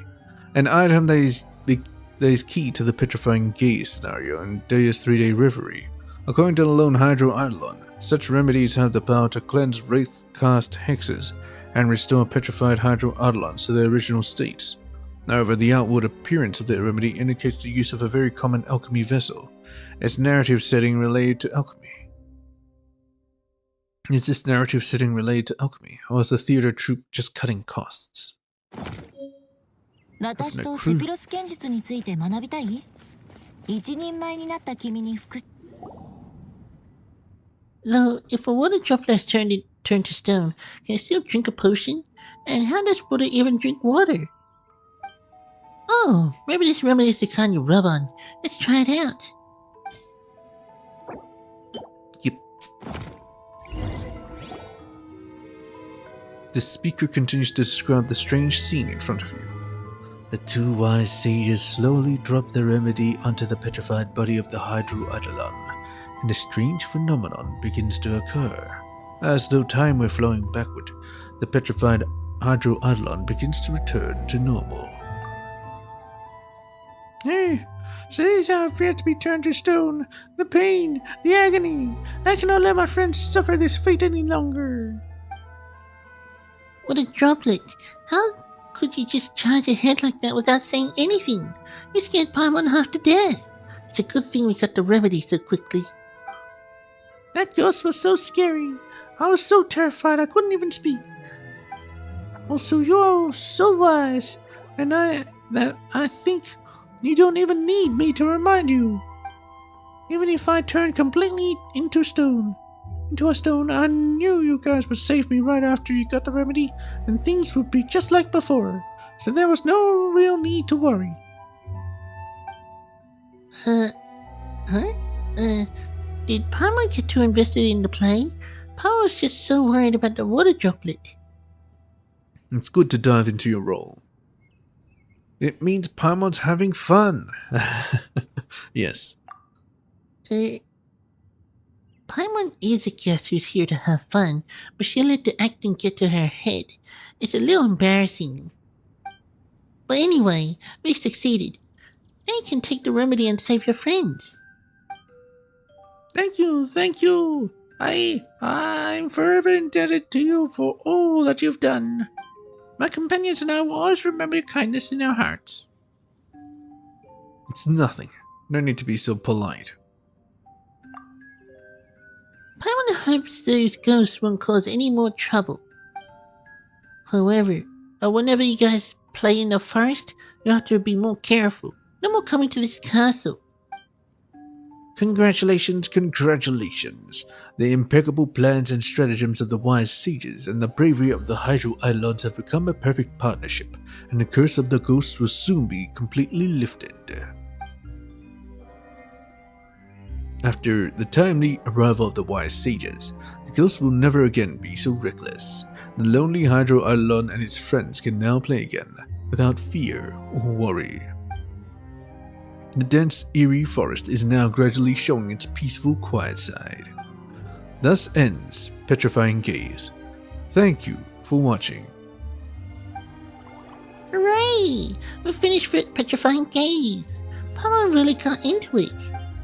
The combination of the lines on the stage and narration by the speaker does a great job of working the audience. Paimon wonders where Daya learned to do that.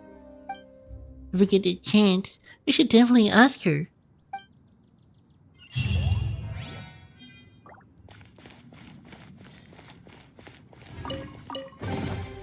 罪人にもこんな時ってあるのね。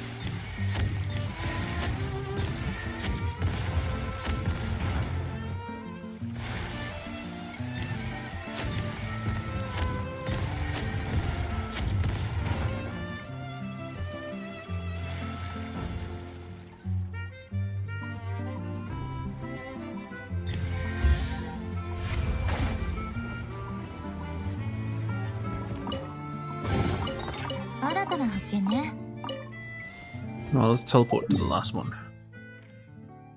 Well, I say that. Now teleporting would be faster.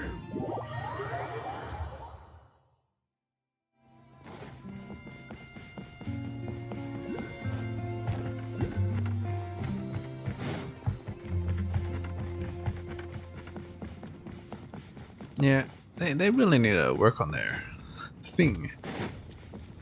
Where it doesn't go out that fast. You can actually read it. Because it has always been a problem. Has never stopped being a problem.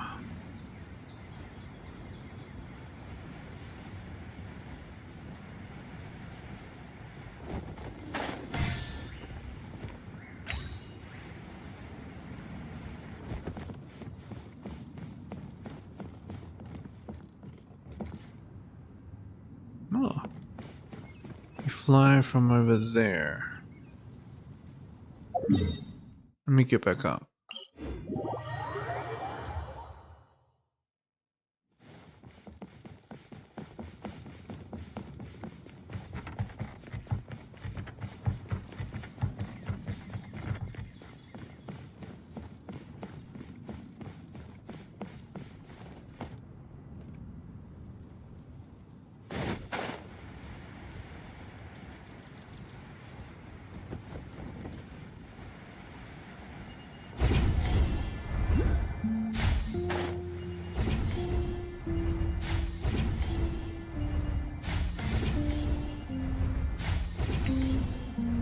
This fun new speaker can play Dia's 3-day reverie again. See? How I wonders what this show will be like.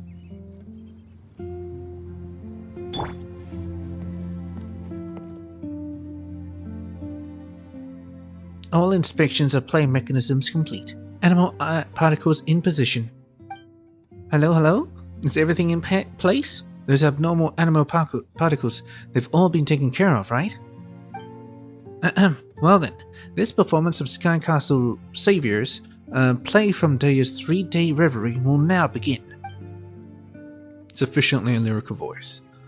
This story takes place in a remote mountainous area. The people living here are constantly facing floods and storms, and their lives are filled with hardship and misery. In order to provide advance warning of disasters, a group of courageous warriors built an observation post on top of a towering cliff. Over the years, the lookouts on the high cliffs became a unique tribe known as the Cliff Keepers.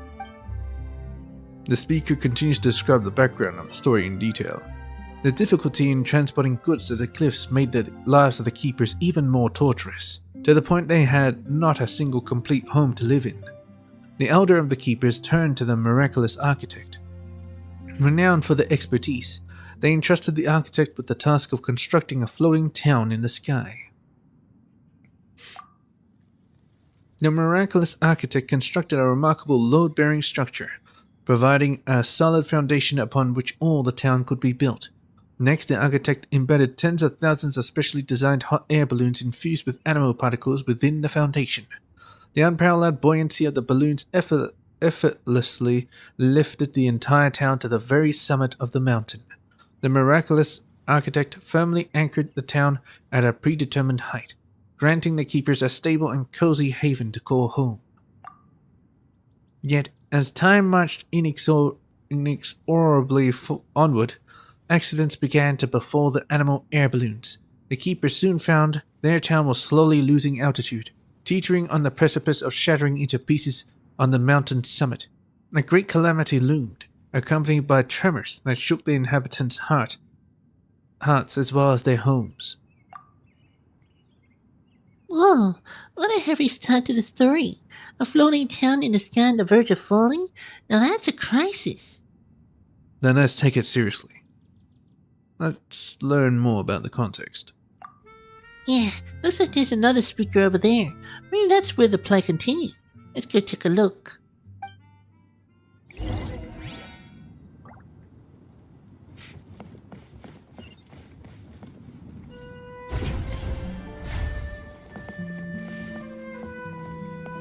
Gonna catch it. Yeah.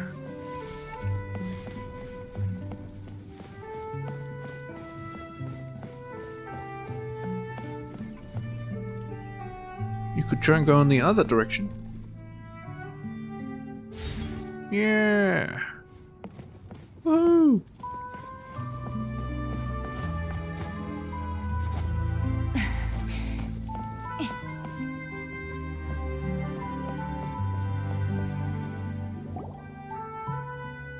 The Elder of the Keepers meets with the Miraculous Architect and provides a detailed explanation of the crisis looming over the flying town. Miraculous Architect, as you can see, each day our town continues to descend lower in the sky, and though we long to safeguard this cherished home, our haven of warmth and security, regrettably, they find ourselves helpless to do so. In addition, quakes have been rocking our town with immense force. Alarming rumors are spreading like wildfire, and a sense of panic is now gripping the people. Impolite mockingbird of a very high frequency chirping. We're all gonna get smashed! We're all gonna get smashed to smithereens! Miraculous Architect. Eternal non-profit. Esteemed Elder, I get that you're worried, and I've been hearing some rumors doubting my project's quality controls. But fret not, I am here once again to resolve this crisis once and for all, alleviating your fears and dispelling any doubts you may have. I just took a brief tour of the town and took a look at the monitoring devices I had set up in the Foundation, and guess what? I discovered that the fault lies with a few individual lift balloons.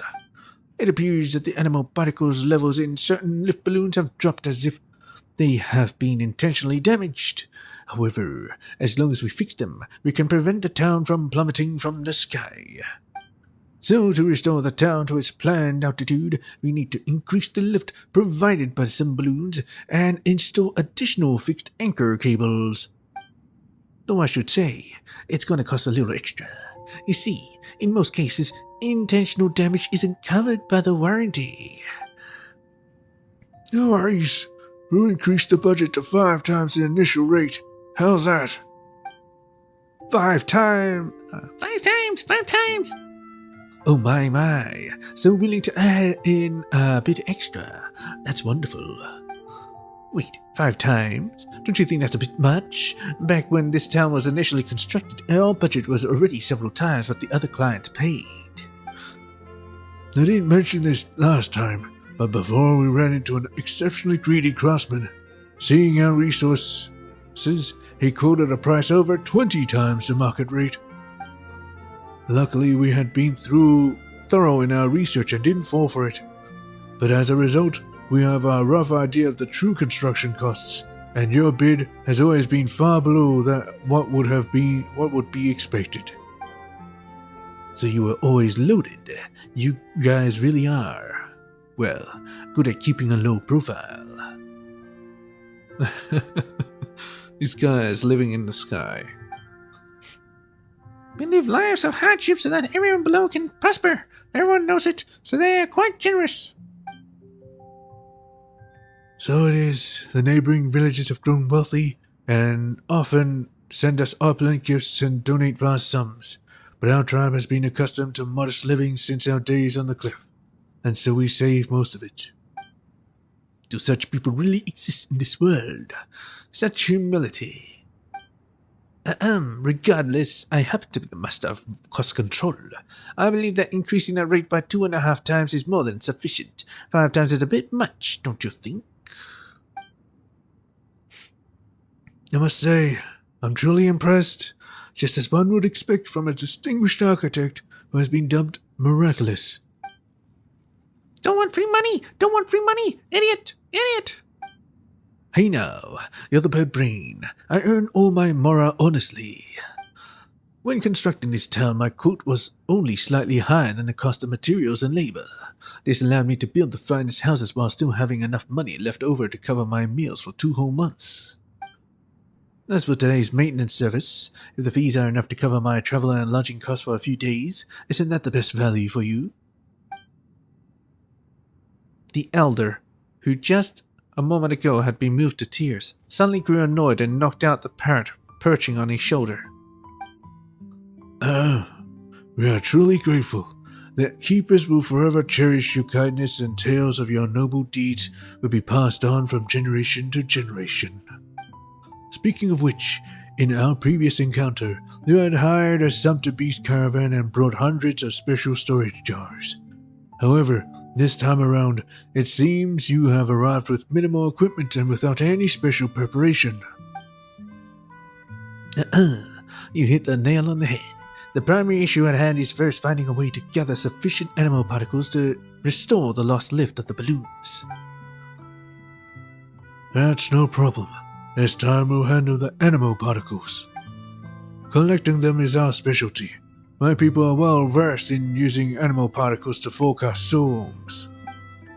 Let us, the professionals, assist you in this crucial matter.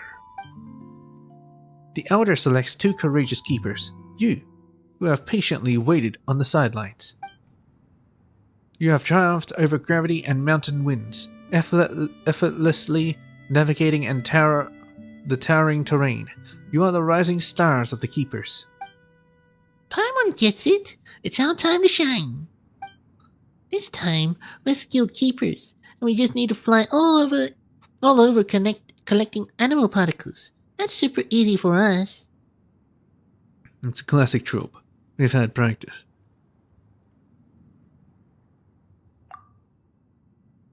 Very well. Then we will entrust this task to you. This may be more exhausting than usual, so we will be sure the rewards are commensurate. Working at height is no joke. Please be careful. Don't worry, humble elder and honest architect. Leave it to us. You two just fix those balloons while we go fetch the critical particles. Let's go, Tobibito. Let's hustle and get the job done pronto. Just have to collect enough animal particles so these keepers can keep their home.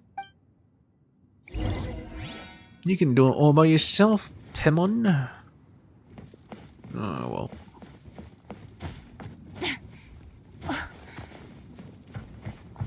Found a stream of projector we needed for the upcoming show. Let's activate it now, Tobibito.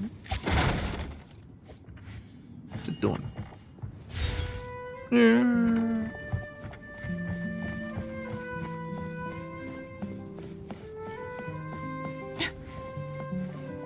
It's running circles around him.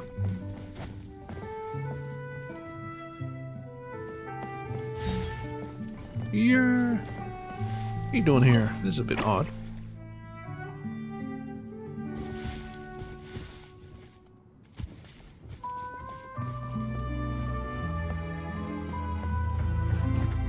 Ah, I see.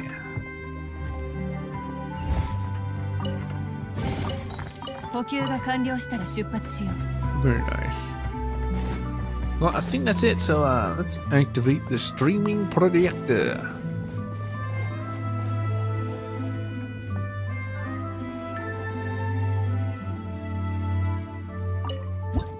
Entering the preprints world. Oh.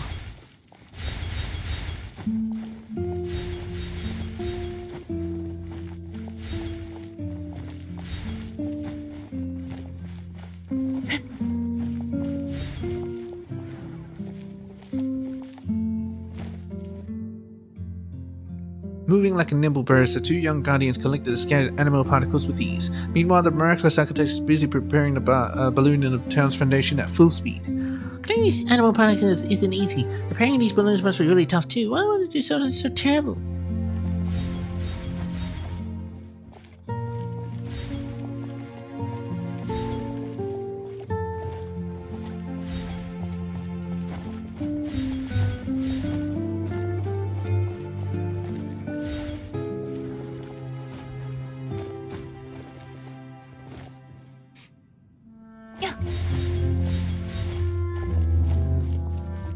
The last 3 animal particles fled. Let's go after them, Tobibito. They're outside the preprint world. What? So these 3 stole the last animal particles. Wait, were they behind the sabotage of the balloons too? Tobibito, let's teach them a lesson and get those animal particles back. Are they also part of the play? Oh, good.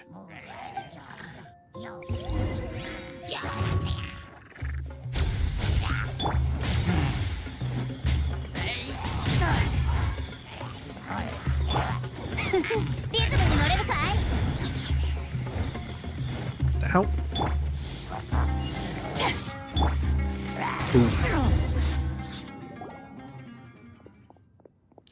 See the aerial ways now? Oh, they actually ran away. No more sabotage in the future, got it? But something feels off. Have any of you seen those three before? Could they be actors that actaholic hired? Where's Engineer? Did Engineer fix the sea monster's mechanisms? Hurry up and get the emergency team to the scene to handle cleanup. Wait, what? I'm still on the air? Ugh, my bad. I'll turn it off now. Thankfully, the guests were able to handle the sudden emergency themselves. We definitely can't make this mistake again. After overcoming all kinds of challenging trials, pretty much all the animal particles were successfully collected. The two keepers were so focused that they didn't realize that more than half a month has passed. The miraculous architect comes through in a big way, swiftly repairing the lift balloons in the town's foundation. The narrator on the speaker sounds a bit anxious, don't you think? Was that part of the show, or did something go wrong? Paimon's got no clue, but it's probably not important. Let's get back to the play. The narrator mentioned that we've jumped ahead like half a month in time, which saves us from waiting for the architect to fix the balloons. Let's go and meet them now.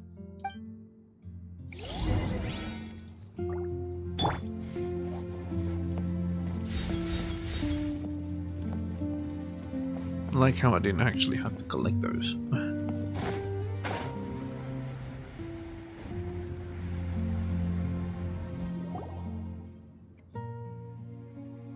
Yeah.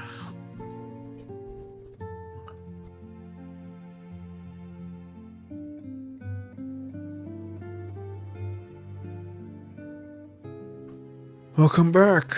It could not have been easy. Please enjoy a hard-earned rest. Bravo! Bravo! You look around and notice that the miraculous architect has already repaired all the damaged balloons.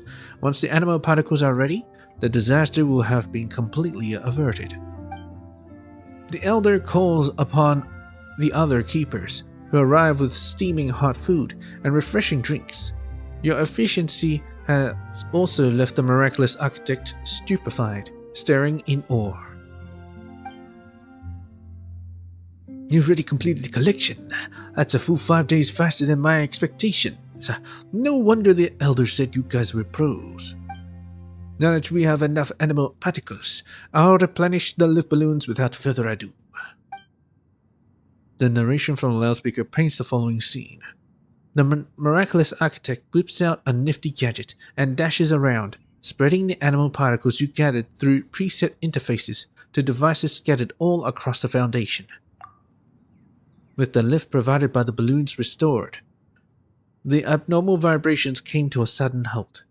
The village ceases its descent and gradually ascends back to its original altitude, while the powerful air currents disperse the vast expanse of clouds. The once somber sky clears, and the town is once more embraced by radiant sunshine. The keepers erupt in celebration. Awesome! The town won't plummet to the ground, and the crisis has been solved. Time for a round of applause. But why are we staring up? It's all in our imaginations anyway, and we're still on the floating town anyway. Paimon's neck is sore. How about this? When we get the chance, let's find an expert to illustrate the story. Or even better, turn it into a film. Paimon has a hunch that it's gonna be a major hit. Maybe Daya has the same idea. I bet it's mainly budget issues. Or is it asking for the fans to do it? As the ground beneath his feet finally stops shaking, the elder takes a long breath, feeling so moved that he begins to tear up. The town is safe! The town is safe! Fantastic. Fantastic. Now we keepers can carry on with our duty. Success. This repair project went off without a hitch, and it's definitely worthy of being written into a thesis. Oh boy, it's a perfect example that could even make it into a textbook. I won't have to worry about food expenses for the next 2 months. What kind of marvelous creation shall I dream up? But if I may, it appears that the town is still ascending. If it surpasses its original altitude, when will it come to a stop? Oops. I may have been so focused on fixing the balloons that I forgot to secure the anchor rope to counteract the lift. No need to panic, the town is rising at a relatively low speed, and we can use smaller cargo balloons to attach the anchor. It'll be a cinch. I see. I thought that after witnessing the success of these two heroes, you came to the conclusion that we could all walk up walls and live in the sky. Distressed office worker. Ha! The keepers aren't as mighty as that. Please address this issue as soon as possible.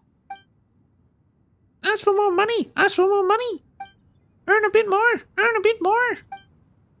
Sure, if the elder would like to build a lavish birdcage and confine you within it until you learn proper speech etiquette and business ethics. Forget about any extra charge. I'll cover it myself. Despite the little hiccup at the end, the story wrapped up beautifully. Thus, as always, the troubles of the Cliff Keepers were resolved by the miraculous architect. This floating town in the sky will keep on supporting the Cliff Keepers, ensuring lasting peace and prosperity in the region. And thus, Sky Castle's Saviors comes to an end. Thanks for watching. Encore! Encore! The curtains have fallen, and even though it wasn't perfect, Paimon thought it was decent. If Paimon was a wealthy merchant, Paimon would invest a ton of money into Daya's 3-day reverie and make every prop and scene amazing. Let's look into that when the opportunity arises. We need to gain a solid understanding of their financials before investing. Absolutely. Paimon hopes to get a chance to meet the mysterious Daya. Hello? Dear visitors and staff, exciting news. Today, 2 visitors completed 3-day reverie and set a new record. We're preparing a special gift for the 2 esteemed visitors and cordially invite them to claim the gift at the broadcasting station in the middle of the Tigrisry. You need to recite the key phrase to open a door behind the reverie. You had to be telling to prepare gifts for us. Maybe we'll get to meet Daya this day in person. Let's get to the broadcasting station now. I assume the broadcasting station is the very beginning one.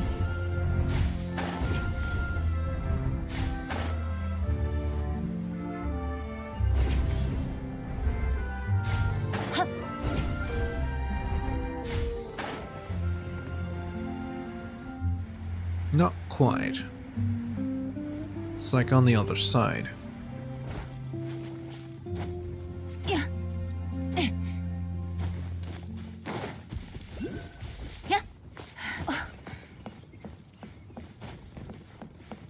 But yeah, I'm not sure which one is more painful. I think it's the pirate one. Because I had to read so freaking fast.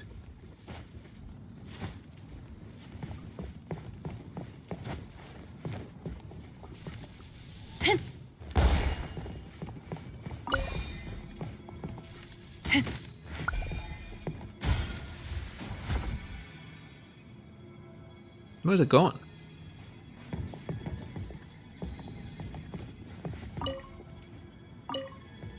Just came down here to give me some radish. Oh, time travel. I mean, time trial. Whoosh.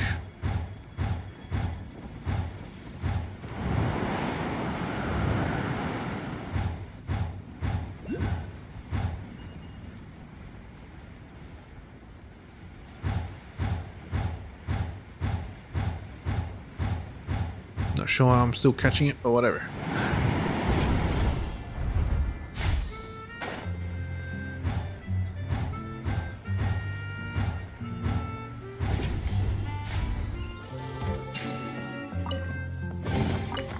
悪くない宝だ。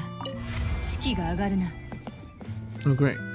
Didn't that take me even further away? Good dang it. Ended up back at the beginning.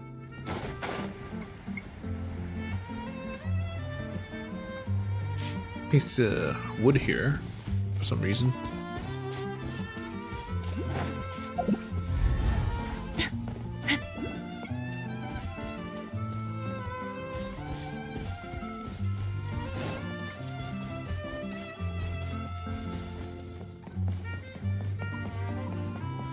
I have a feeling if I go towards that station, I might actually start the actual quest.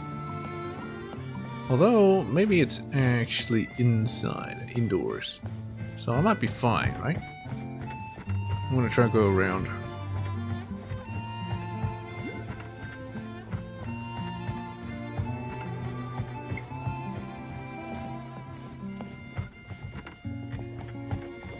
You wanna open it? Observe. What are you doing? Hello.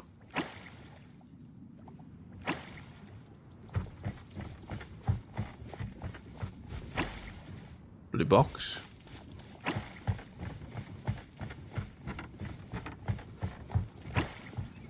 That's wrong.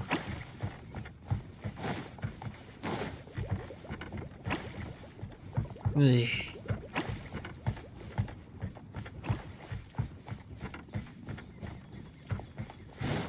Yeah. Change of disguise, perhaps?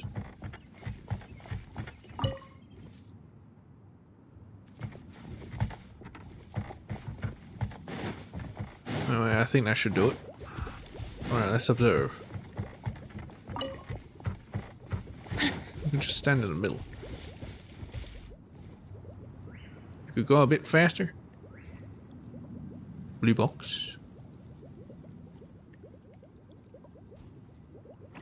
Blue box.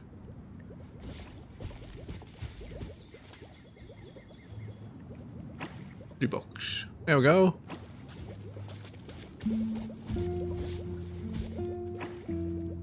Yeah, it's happy. よし、隅々まで回収したな。 I'll just take this first. Is that where I'm supposed to go?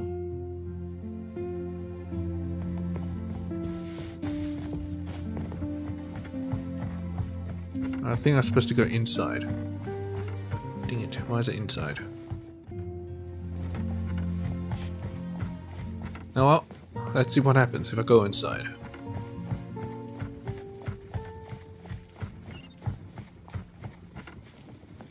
Wait, it's up top.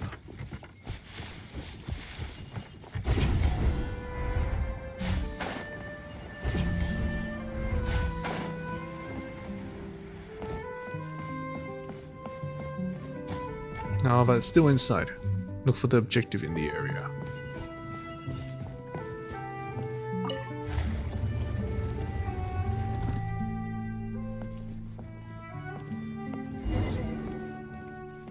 Explore the broadcasting station.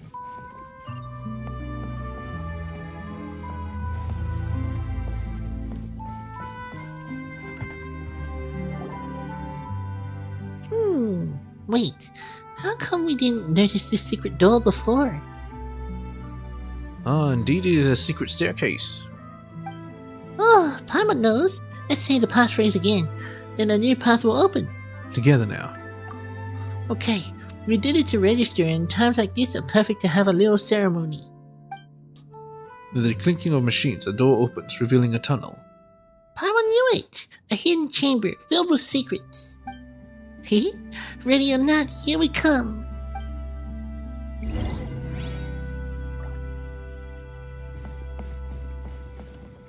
What was it again? I can't remember. Discover the truth behind the curtain.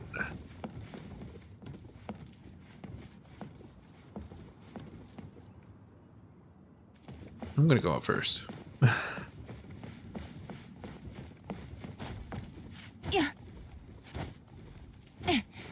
It's like from another world bearing gifts. Yeah. that's another one.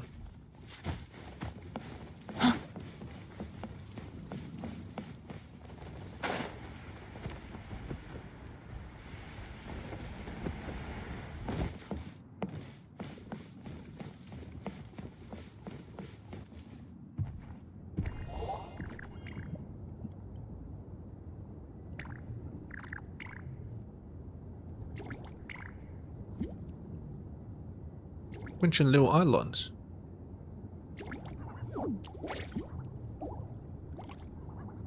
What they doing?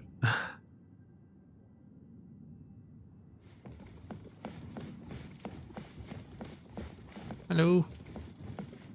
No?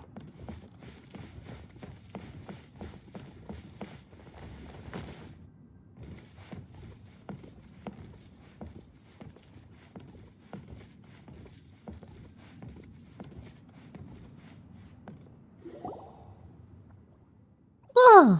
Why are there so many water droplets here? What are they doing gathered around that giant machine?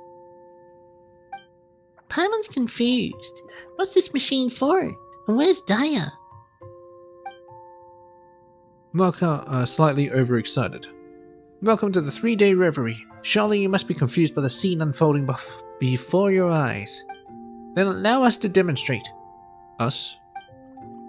Come on, loafer. Stop napping. Now place 1, action 2. Let us give thanks to our fate. Dear travelers, for your wanderings have finally brought you here. Is that a water droplet using an announcement speaker to play a recording? Sounds so familiar. Where has Paimon heard it before? It's the announcement we first heard regarding this attraction. It was playing this recording. Hustler, you're up. Place 3, action 7.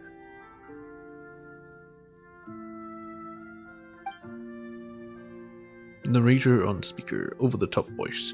The chief mate that appears in front of the new recruits is dressed raggedly, covered in bandages from head to toe. It is readily apparent that they barely survived an intense battle not long ago. Paimon remembers. This is from the Black Nacre and old devouring Kraken. This is the part right after we meet the chief mate. The narration we heard then was also played like this. What amazing timing! The Harem Scarm and Black Nacre are about to reach the pass where the treasure is hidden. Hurry up and prep the scenery and props. Don't you dare screw this up. That water droplet is operating that device? Paimon can't see how.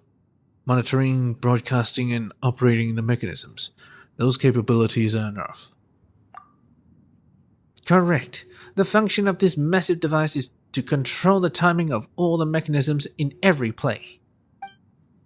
Our diligent Hydro Eidolons are constantly monitoring the progress of each show, so that whenever tourists arrive at the designated spots, they hear the proper narration and each prop and device is activated on time.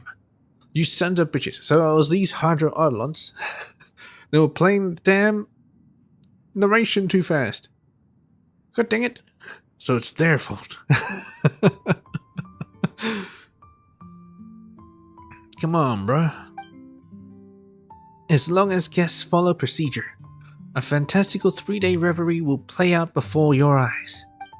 Of course, if guests try to leave partway through or behave too unexpectedly, then it'll really impact the enjoyment of the show. We just don't have enough staff to handle things like that right now.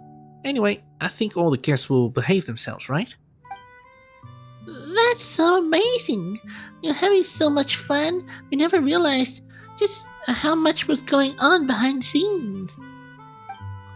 So many props and mechanisms have to be carefully controlled. It must be really hard to pull off these shows. The design is brilliant. Great timing and teamwork. So, is this Daya talking to us now? Are you using these Hydro Eidolons to control the 3-day reverie? Why not just come explain things yourself? Papa still has so many questions for you. Correct, but there's more to it. Everything you have seen and everything inside this broadcasting station including the chief director, fake playwright, loafer, hustler, and the harem scarum, as well as the other unseen and unheard Hydro Eidolon maintenance staff, of course. Combine all of these, and that is Daya. Not a person, but the entire system itself, creator and controller of the show. Daya is not a person, but a system? Wait a sec, that's overloading Paimon's brain. Paimon knows that water droplets are smart, but can they actually design such a complicated system by themselves? There must be a designer behind the curtain, and someone to look over the scripts, right? Yes, that was the case at first. Your surprise is expected. Collection of countless dreams is the machine itself. Long story short, Daya's 3-day reverie started with the passionate director Zosimos. During his short stay in Valerium's Mirage, director Zosimos poured his energy into putting on exciting plays and never had time for anything else. As he spent more time with the Hydro Eidolons, he discovered their intelligent and rich emotions. Hydro Eidolons enjoyed his plays and looked forward to the next show. They also wanted to share their enjoyment with visitors. An idea grew inside Zosimos' head. Could Hydro Eidolons direct or even design a show? So bold. That sounds like teaching a group of children to be directors. Indeed, it was difficult. Fortunately, everyone worked together, our joint efforts overcoming all obstacles. Director Zosimos trained some of the Hydro Eidolons most passionate about plays, teaching them the critical concepts involved. After some trial and error, Zosimos wrote several sample plays with detailed explanations regarding the thought behind them. With Idia's help, he built the controller, as well as all the mechanisms connected to it. In addition to the scenes from the plays themselves, director Zosimos also recorded lots of commonly used words that we could combine into sentences to communicate with guests. He taught them language. After a lot of practice, we finally learned to put on all 3 sample plays without a hitch. The 3 plays are indeed The Black Nacre and the All-Devouring Kraken, Petrifying Gaze, and Sky Castle Saviors. Needless to say, Director Zosimos prepared the foundation and infrastructure for Daya's 3-day reverie, as well as left the scripts with accompanying instructions. We definitely never noticed the whole thing was controlled by water droplets. That's quite the compliment. We appreciate you validating our hard work, and proved many of our ideas correct. This is the reason why we wish to provide you with a token of our gratitude and show you everything that went into the production of the show. Don't mention it. We enjoyed ourselves. That's right. We experienced a really special attraction and broadened our horizons. We should be thanking you, Daya. Then we continue onwards to our next goal, writing our own strips. To do this, we improved our understanding of plays and keep collecting new materials. The one called Fake Playwright here collects stories from visitors and enhances our ideas with those. Even if it can't meet suitable guests itself, Fake Playwright talks to other Hydro Eidolons about their encounters. Oh, so when we tell our stories to Fake Playwright, it helps you write new plays. Exactly. If you have time, please talk with Fake Playwright more. Also, please continue to enjoy your time in Valerium Mirage, and please talk more with the other Hydro Eidolons here. No worries, Power and Tabito love it here, and we'll definitely provide you with lots of great material. Actually, it's something else. Pamon's been curious about it for a while. Why is it called 3-Day Reverie? Could it be that director Zosimos spent 3 days on each play? Or maybe like 3 days in total? I know this one. It refers to yesterday, today, and tomorrow, right? Yesterday, today, and tomorrow? Sounds reasonable to Paimon. That means Director Zosimos, all of Daya, is working so very hard on the plays day after day. Nice one. Unfortunately, it's not quite that deep. Actually, the true meaning behind 3 days is... plenty of time to do it tomorrow. Maybe I'll really be in the zone tomorrow, and if I don't finish it tomorrow, I'm dead meat. Seriously?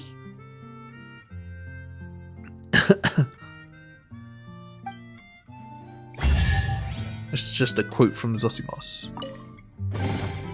補給が完了したら出発しよう。 Director-in-Chief. Hustler. Work, work, work! They can actually speak. Sprint to the finish, go above and beyond the call of duty, win early! Take it easy over there. Glance at Paimon and hope she gets the hint to leave quietly. When one task is done, I can start another. I'll go whenever the need is greatest. It's just a little water droplet, but it's got such a scary aura. It seems absolutely in love with working. Just getting close to it feels like Paimon will be dragged along to work with it. Forever. Huh? There, did I just hear you talking about me?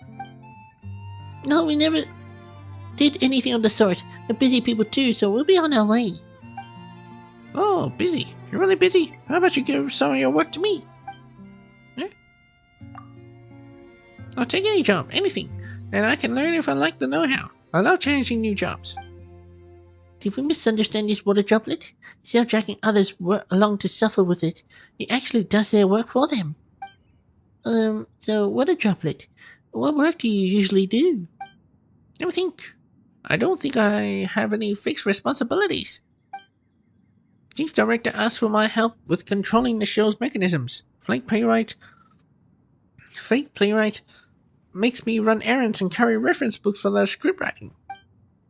Engineer sends me to clean the rails, and Loafer has asked for my help making props. Sounds like you're a master of all trades. Sounds like an intern. Whatever you call it, I'm fond of using diverse, new and high-intensity jobs to hone my abilities in all aspects. In this way I can obtain an in-depth understanding of every aspect of a show and do them all well to surpass Zosimos, who only knows how to talk a big game. Paimon wonders if Zosimos has led this water droplet astray. But given how passionate it is, maybe he'll get mad if we mention the past. We should avoid asking about that for now. Anyways, both of you are important guests of the entire attraction. Can I help you with anything? Oh, Tenebito and Paimon are still preparing to enter the industry. We don't need your help for now. Understood. Then I'll be going back to work. Good luck. I hope you one day bless me with an unending stream of diverse work. Huh. Loafer. So much talking. Harum scarum. Fingers crossed. It seems to be the Hydro Island from before that was operating some mechanisms according to the Chief Director's instructions. But without a console of its own, it is incapable of speaking. It just constantly trembles with fear as if it has done something wrong. What do you mean? There's one right here.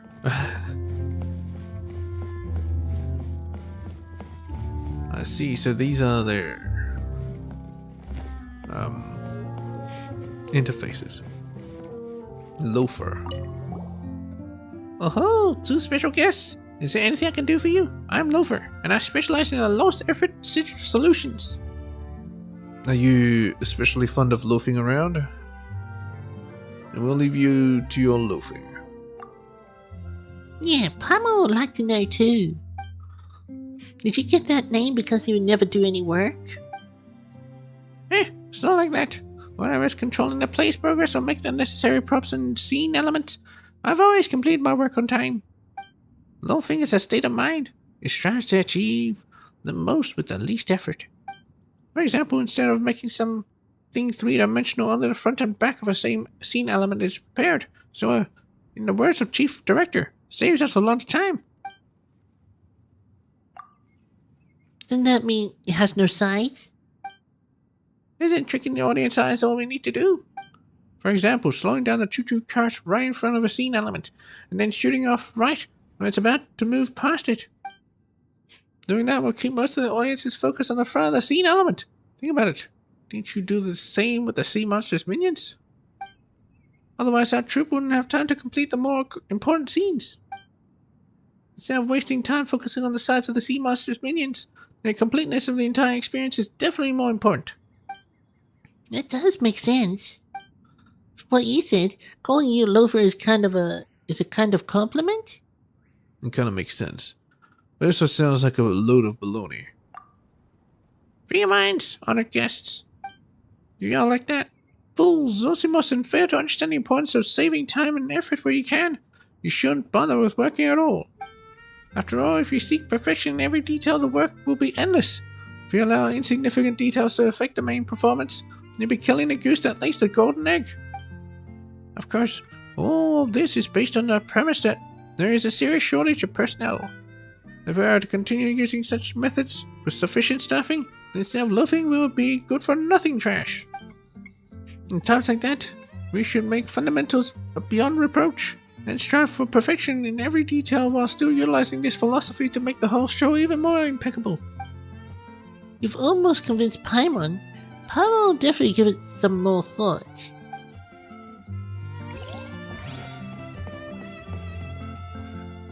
Engineer.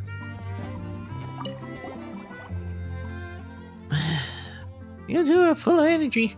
Unfortunately, I don't have that time to entertain you. I don't have time to entertain you. Please take some rest. Did you get so exhausted? That panting sounds so realistic. It's Paimon's first time hearing a water droplet sound tired. Paimon never realized that this is what a worn-out water droplet would be like. Well, I guess it can't be out. That's what you call an occupational hazard. Technical maintenance? Quite the specialized term to pop out of nowhere. What does it refer to? Would you elaborate?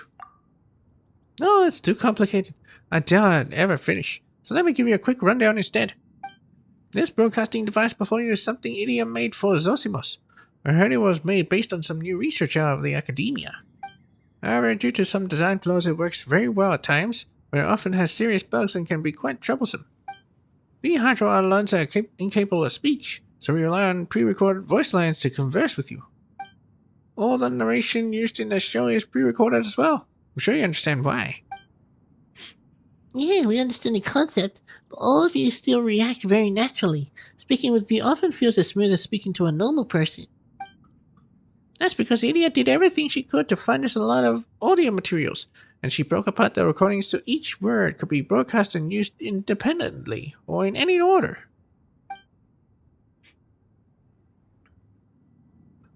Thus, we gained the ability to use this device to form sentences from individual pre-recorded words and respond to you. Of course, we have pre-recorded answers for certain questions. Predict potential questions and prepare answers in advance for a smooth conversation. That's what Fake Playwright practices in his free time. You could say it's his hobby.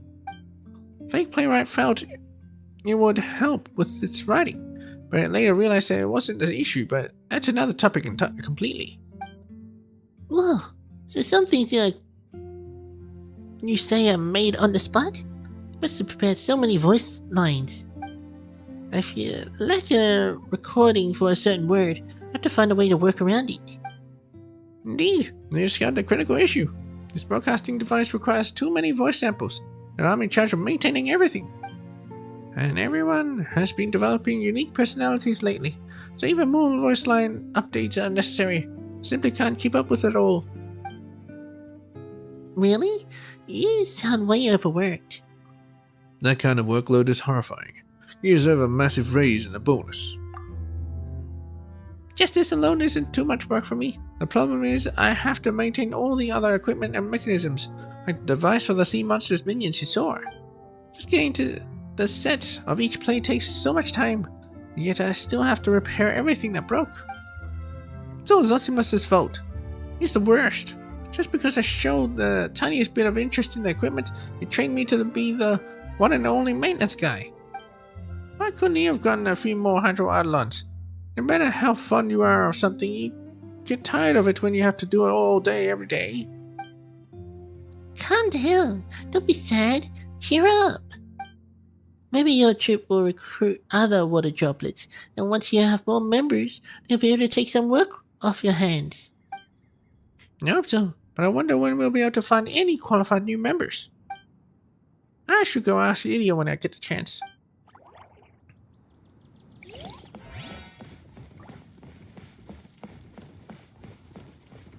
Fake playwright. This side quest actually took up most of the time in today's stream. Might not have time to do the actual story. Hi, esteemed audience members. I'm Fake Playwright. Well, the staff working on 3-Day Reverie. Can I help you with anything? Why are you known as Fake Playwright? That's a good question. Seems I have some explaining to do. Long story short, if I can't write anything appropriate soon, I'll be fired. Whoa, is it that bad? You make it sound like water droplets have strict rules too. Appropriate? What do you mean? Are you referring to impactful dialogue? No, not at all. Dialogue is the easiest part. Writing beautiful lines, fooling the audience into thinking the lines are something profound. That's something any Hydra learn with just a few months of intensive training. No, even a Spectre could do that.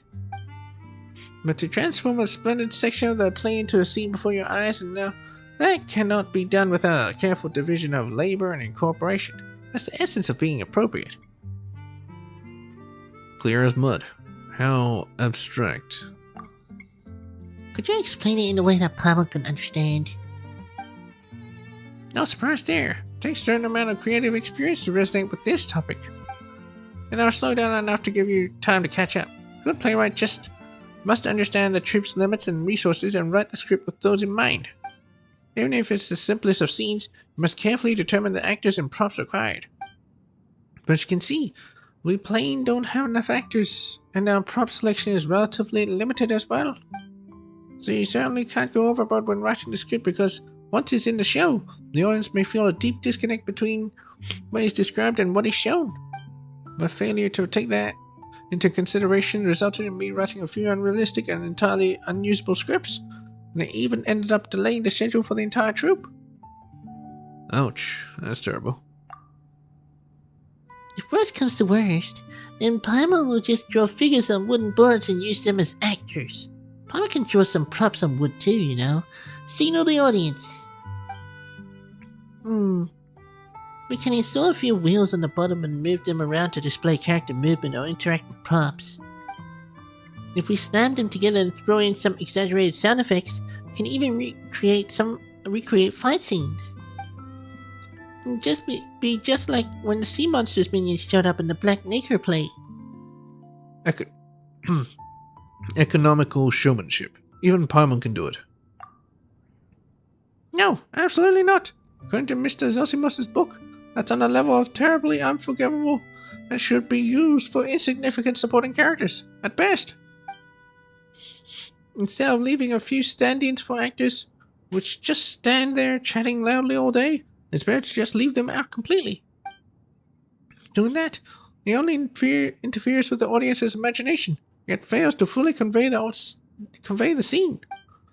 It's safer to avoid limiting the audience's imagination and use words alone to lead them through it. Fake playwright seems to be seriously gesturing and acting out something, but the speaker remains silent. I just don't have the words yet.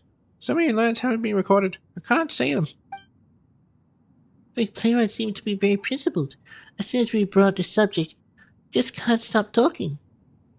God dang it. High standards for oneself are a good thing. It's better than not seeking to improve. Anyway, it's tough for now. Otherwise, this might go on forever. But perhaps it might not be that difficult for the two of you. That's true. If you think about it, you shouldn't be afraid of creating something just because someone might be harsh on it. Looks like Tobito and Palmer are talented at this too. Well, Palmer should say that we're made of the right stuff. Yeah, we haven't really started. Anyway, you're talking about this made Palmer curious about something. Did Zosimus actually read that book?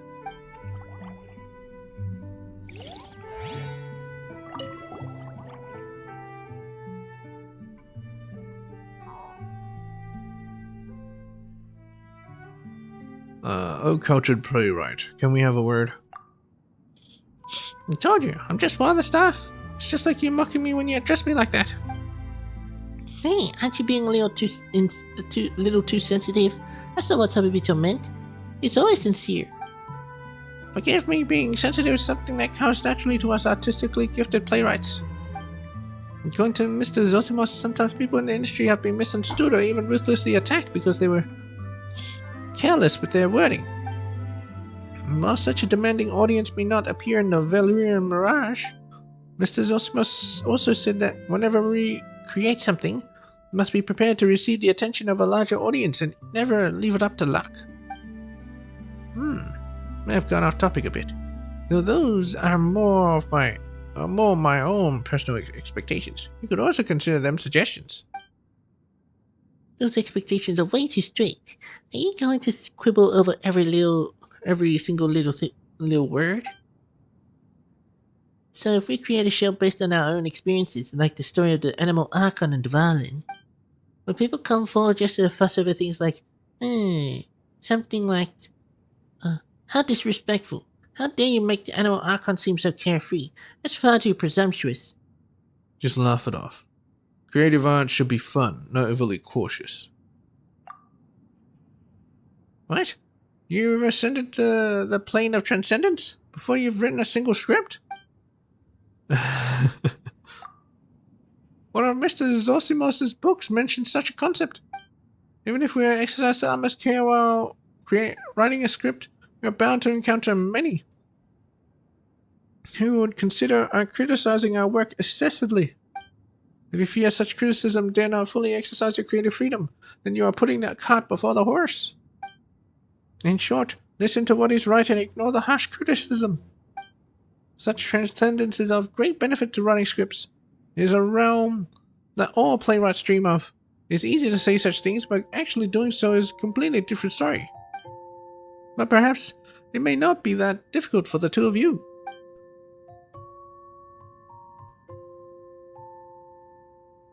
That's true. If you think about it, we shouldn't be afraid of creating something just because someone might be harsh on it. These two publish made the right stuff. Okay, same stuff.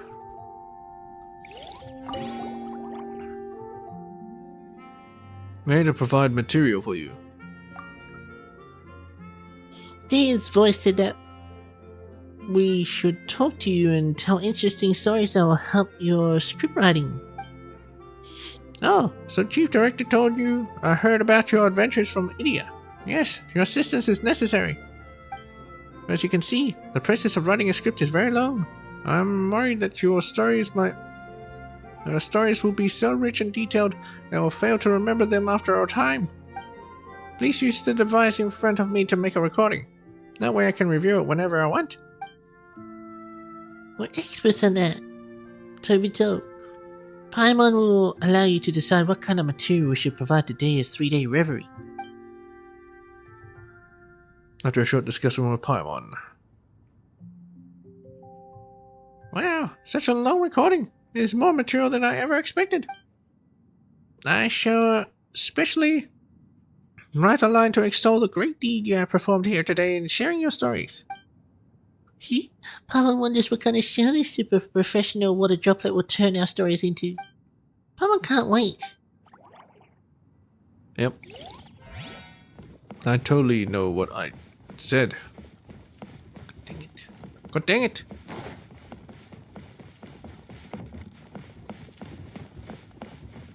Alright.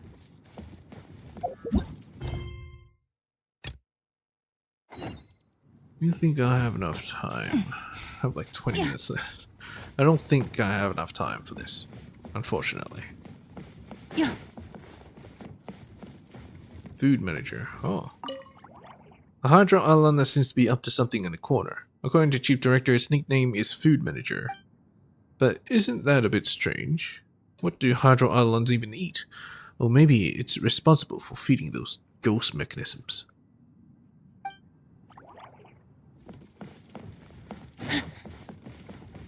go to the Central Theatre. No, nor shall not, because this is done. We are finished for today. Tomorrow we will continue it. I'll rename it to part 1 of part 3. Makes sense. Don't question it.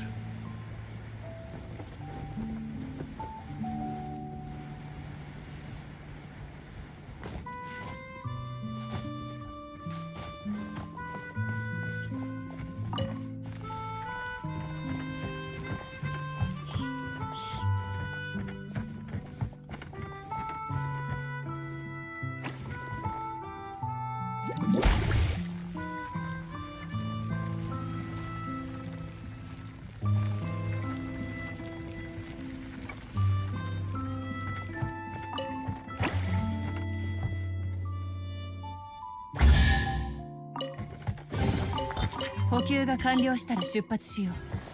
Too easy.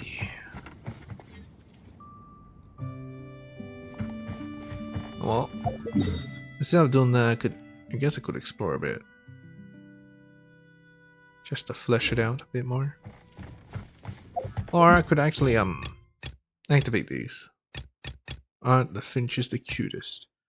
Talk to the strange dancer. In the main area of the Pavilion of Hermits, a strange blade dancer seems to have sensed something important from you. Yes. Let's get these dialogues out of the way. And then I'll do them in the next stream.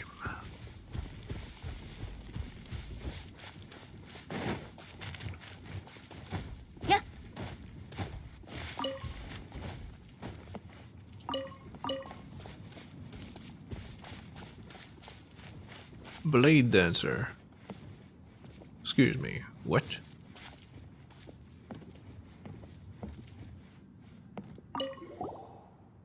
I felt it. Every step you take is overflowing with an intoxicating aura, as though you were performing a dazzling battle dance. As the incandescent edge flashes across your face, the reflection in your eyes form a radiant golden flame. As you dance gracefully around the forbidding fortress of ice, your steps weave an enchanting rhythm.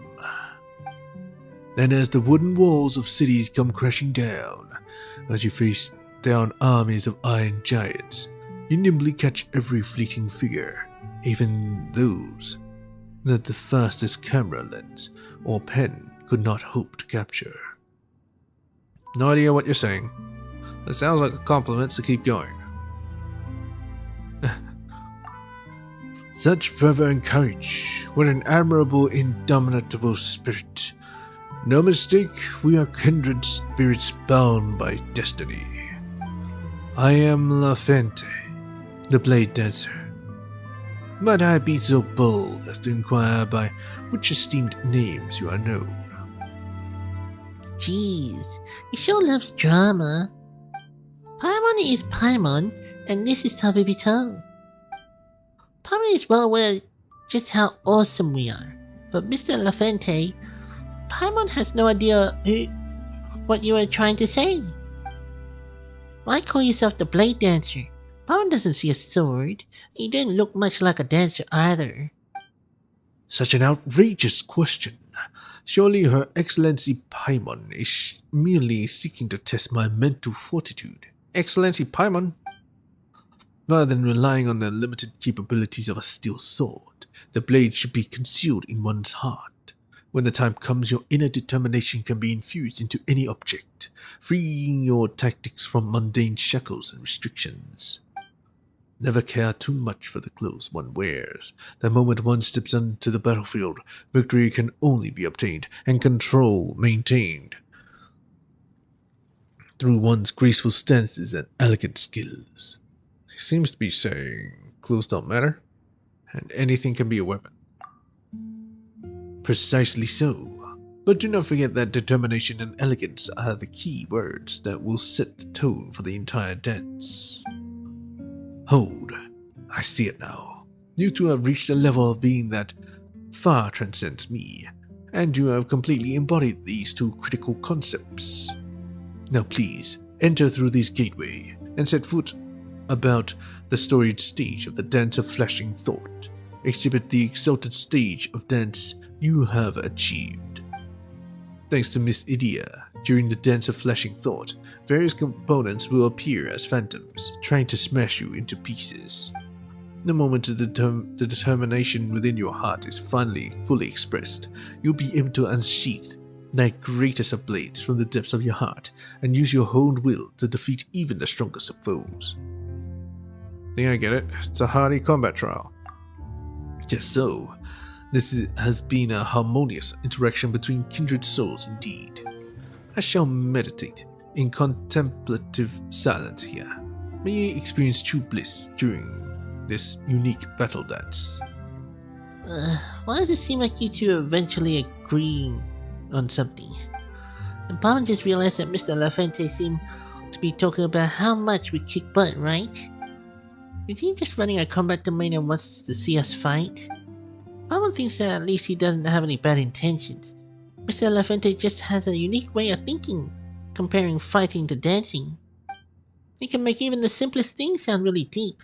That's a skill too. With that ability, he probably bluffs anyone he meets. I'm good at bluffing too. Doesn't matter. He showered us with compliments. Yeah, I'm good at bluffing too. See? That's just another one of his skills. If we talk with him more, you'd see right through him, like Paimon. So, let's give him a good show and show off our skills in this, Dance of Flashing Thought, was it? Given how much Mr. LaFente has already complimented us, Paimon wonders just what he'll say once he's actually seen us fight. To be told, keep notes when he talks. Maybe we can use his words someday. We don't need that. We already have visual. Yes, stuff. Although we'll talk again. Yeah, we'll talk again. Yeah.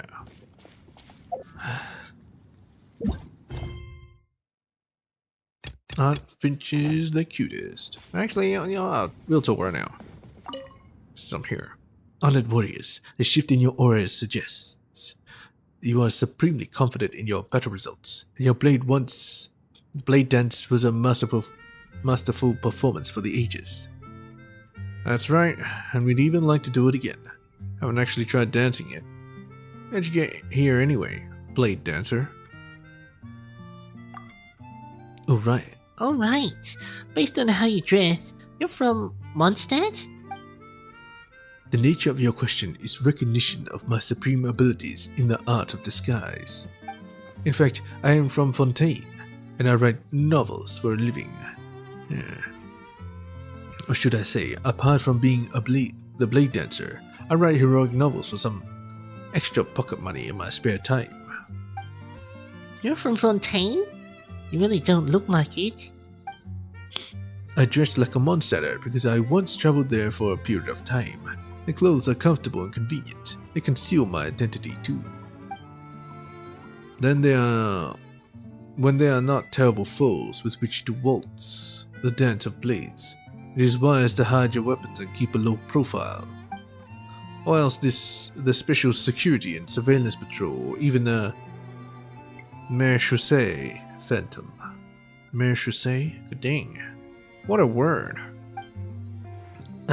Or else some strange law enforcement officer will find you, disarm you, and make sure you don't intend to harm the city. They are lithe as cats, fast as the wind, and where they have passed, a unique scent of the sea and algae lingers. What are you talking about? Some kind of fairy tale creature? Sounds like an excuse for past failures. Anyway, I suggest you don't mess with the law in Fontaine. They can be very difficult. Of course, if you must do something in the name of conscience, then you must steel yourself in advance. You must prepare to leave Fontaine with no regrets, so as not to be arrested. We're gonna get arrested. I haven't actually tried dancing yet. That's just as well. Even prior to you dancing the blade dance, your aura is already blindingly powerful. I cannot imagine how intimidating you will be after defeating these enemies. Paimon thinks intimidating is a bit too much. It's not like we go around threatening people. Unless it's to give bad guys a warning. No matter how strong we become, Tabito is going to be just as kind, super happy, super patient, and winsome as always. And almost nobody but you has ever said we felt intimidating or something. Yes, that is exactly it. Forgive my shallow description. I remember reading something similar in novels. Strategy materials from the Inazuma. You have already far surpassed using your imposing aura to suppress potential enemies and avoid combat. You have reached an even more transcendent level. It is exactly because you have no equals that you choose to appear as completely meek and weak mortal, like even a boar could take you out. But when you run into those harboring ill intentions, you will immediately understand their intent and act completely casually. You will observe their every move. Whatever. But the moment you bear your weapon is the moment of your doom. Stop. That's absurd. You have understood me, brother. Yeah, stop. That's absurd. Enough with your nonsense, Mr. Elefante. Paimon is getting confused again. Be that as it may, I have been far too impolite.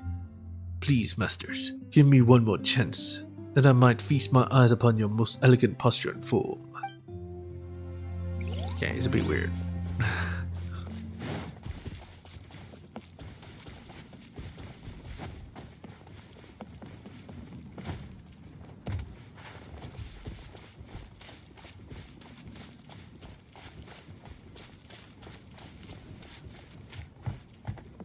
Oh, these are the finches. Of course. Basima. Passing travelers? I, Basima, a military researcher, beseech thee not to travel too hastily, not to leave too hastily. Please, relax thy body, relax thy mind, and listen closely, for I have a matter of utmost importance to share with you. Finches are the cutest.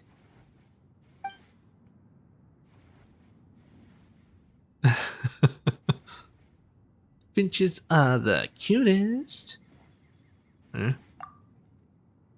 Finches are definitely cute, but Miss Basima, you're a researcher, right? You should know saying something like that without any qualifications can lead to serious arguments. Paimon thought that scholar spoke a bit more cautiously. Paimon would never say something like, golden shrimp balls are the most delicious food. If Paimon was a researcher, Paimon would qualify her statement, like, among the Leo cuisine Paimon's eaten lately, this is Paimon's favorite. But I'm willing to say this no matter what. Paimon is the cutest. Period.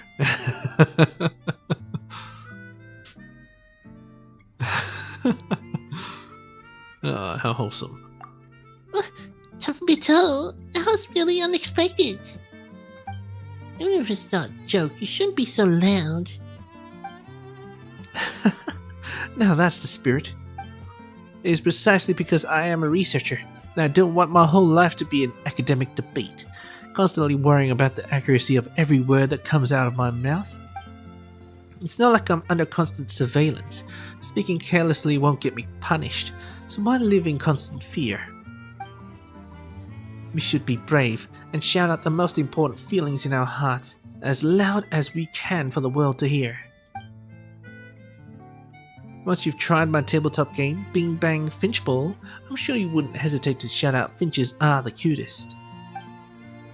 Bing Bang Finch Ball? You mean those things on the table behind you? That's right, once you've played, you'll see for yourself just how adorable finches are. Also, as an official amusement venue of the Valyria Mirage, you'll be able to get rewards based on your score. She's made it sound so dramatic, but it worked. Paimon's getting really curious. Plus, they have rewards for playing. What do you think, Tabito? Let's give it a go. Let's see just how cute finches really are. Now you're getting it. Enjoy the game. Yep, stuff. Stuff. Yep, stuff. Stuff. Yep, stuff.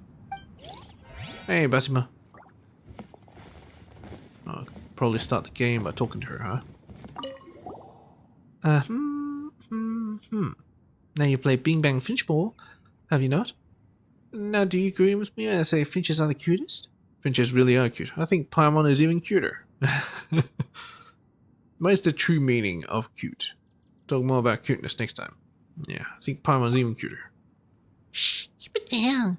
Even Paimon can get embarrassed sometimes. This I will admit. Now that I look more closely, your floating white companion is every bit as adorable as a finch. The tiny body, the carefree attitude, the fluffy white hair, the chubby round cheeks, the big watery eyes like crystals, and a delightfully colourful costume with not a speck of dust nor blemish. Ordinary folk like me would never encounter such a wondrous travelling companion. Honoured guest, you must be 1 in a million, no, a billion, to have such a friend. So in the eyes of most people, perhaps we should say, if you don't count the extraordinary Paimon, finches are the cutest. Correctamundo, Paimon is completely unique. I truly am blessed among the fortunate. Paimon thinks this conversation has gone really weird.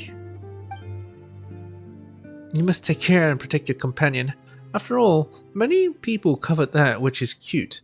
Some of the bad ones may even try to fight you for a companion. What are you saying? Paimon can tell you have good intentions, but let Paimon set you straight on a few things. Companions are not something that can be won in a fight. It's a bond built on mutual trust, shared experiences, gone through thick and thin, shared understandings. That's what matters. No one can take Paimon away from Tabibito, and Paimon doesn't trust easily. I can fight off the baddies. I only make friends with those that Paimon approved. An amazing speech. Such knowledge. I must applaud. I never imagined that Paimon is not just an adorable companion, but also truly wise. When I make the next game version, I shall add a new finch ball called Companion Paimon. This new finch ball will have the ability to lead everyone on a happy journey, progressing forward with joy and removing all annoying obstacles. Well, that's a unexpected Paimon moment there. It was all good. Always love a good Paimon moment. So that is all the themadings. I mean, there's also one in the middle, the cannon, Spinal Blaster. I don't think I've talked to him. Well, after initiating the minigames.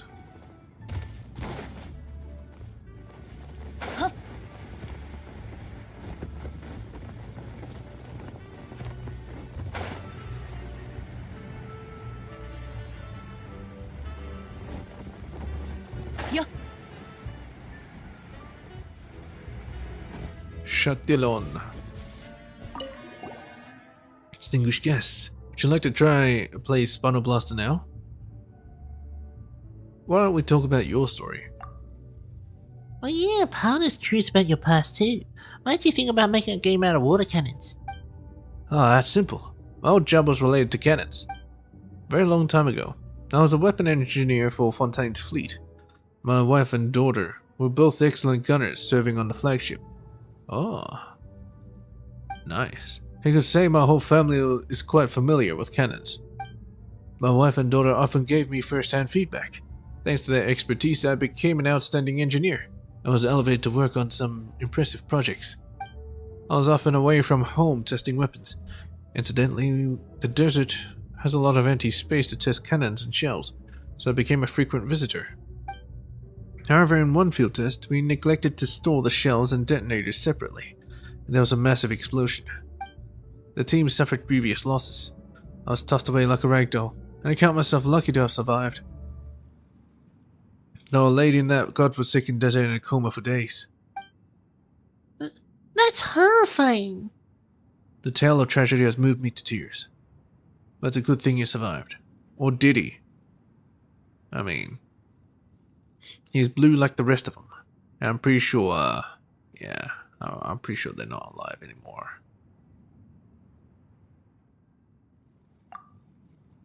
Yeah, so remember kids, safety first when handling explosives. Always. Yeah, that's right, Clee. After that, I dragged my battered body, tracking down my injured colleagues with great difficulty. We were lost in the desert and I had to stay put for the rescue. Just like that, we were forced to live in the desert. I don't know how long we survived like that, but rescue never came. After we exhausted our supplies, we thought we were done for. Luckily, we stumbled across Lady Idia. She invited us to a new home, the Valyria Mirage you're in now. Compared to the desert, it's a much more hospitable environment. Miss Idia also informed us about what was happening in Fontaine.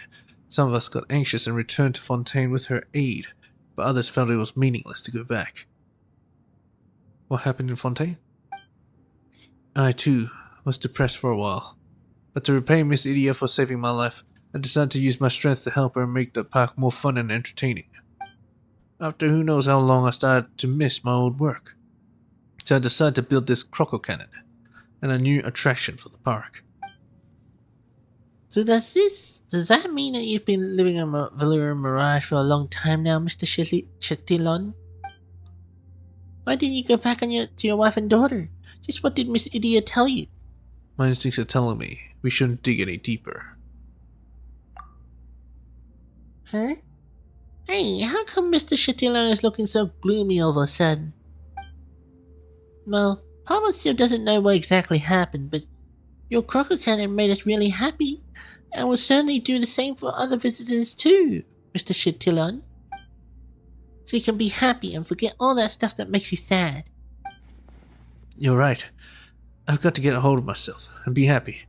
That's what they all would have wanted. Every time I see the croco cannon in action, it reminds me of my daughter's favorite crocodile doll. And once she grew up, how cool she looked when operating the cannons with her mother. Thank you. Your support for the croco cannon and my project means the world to me.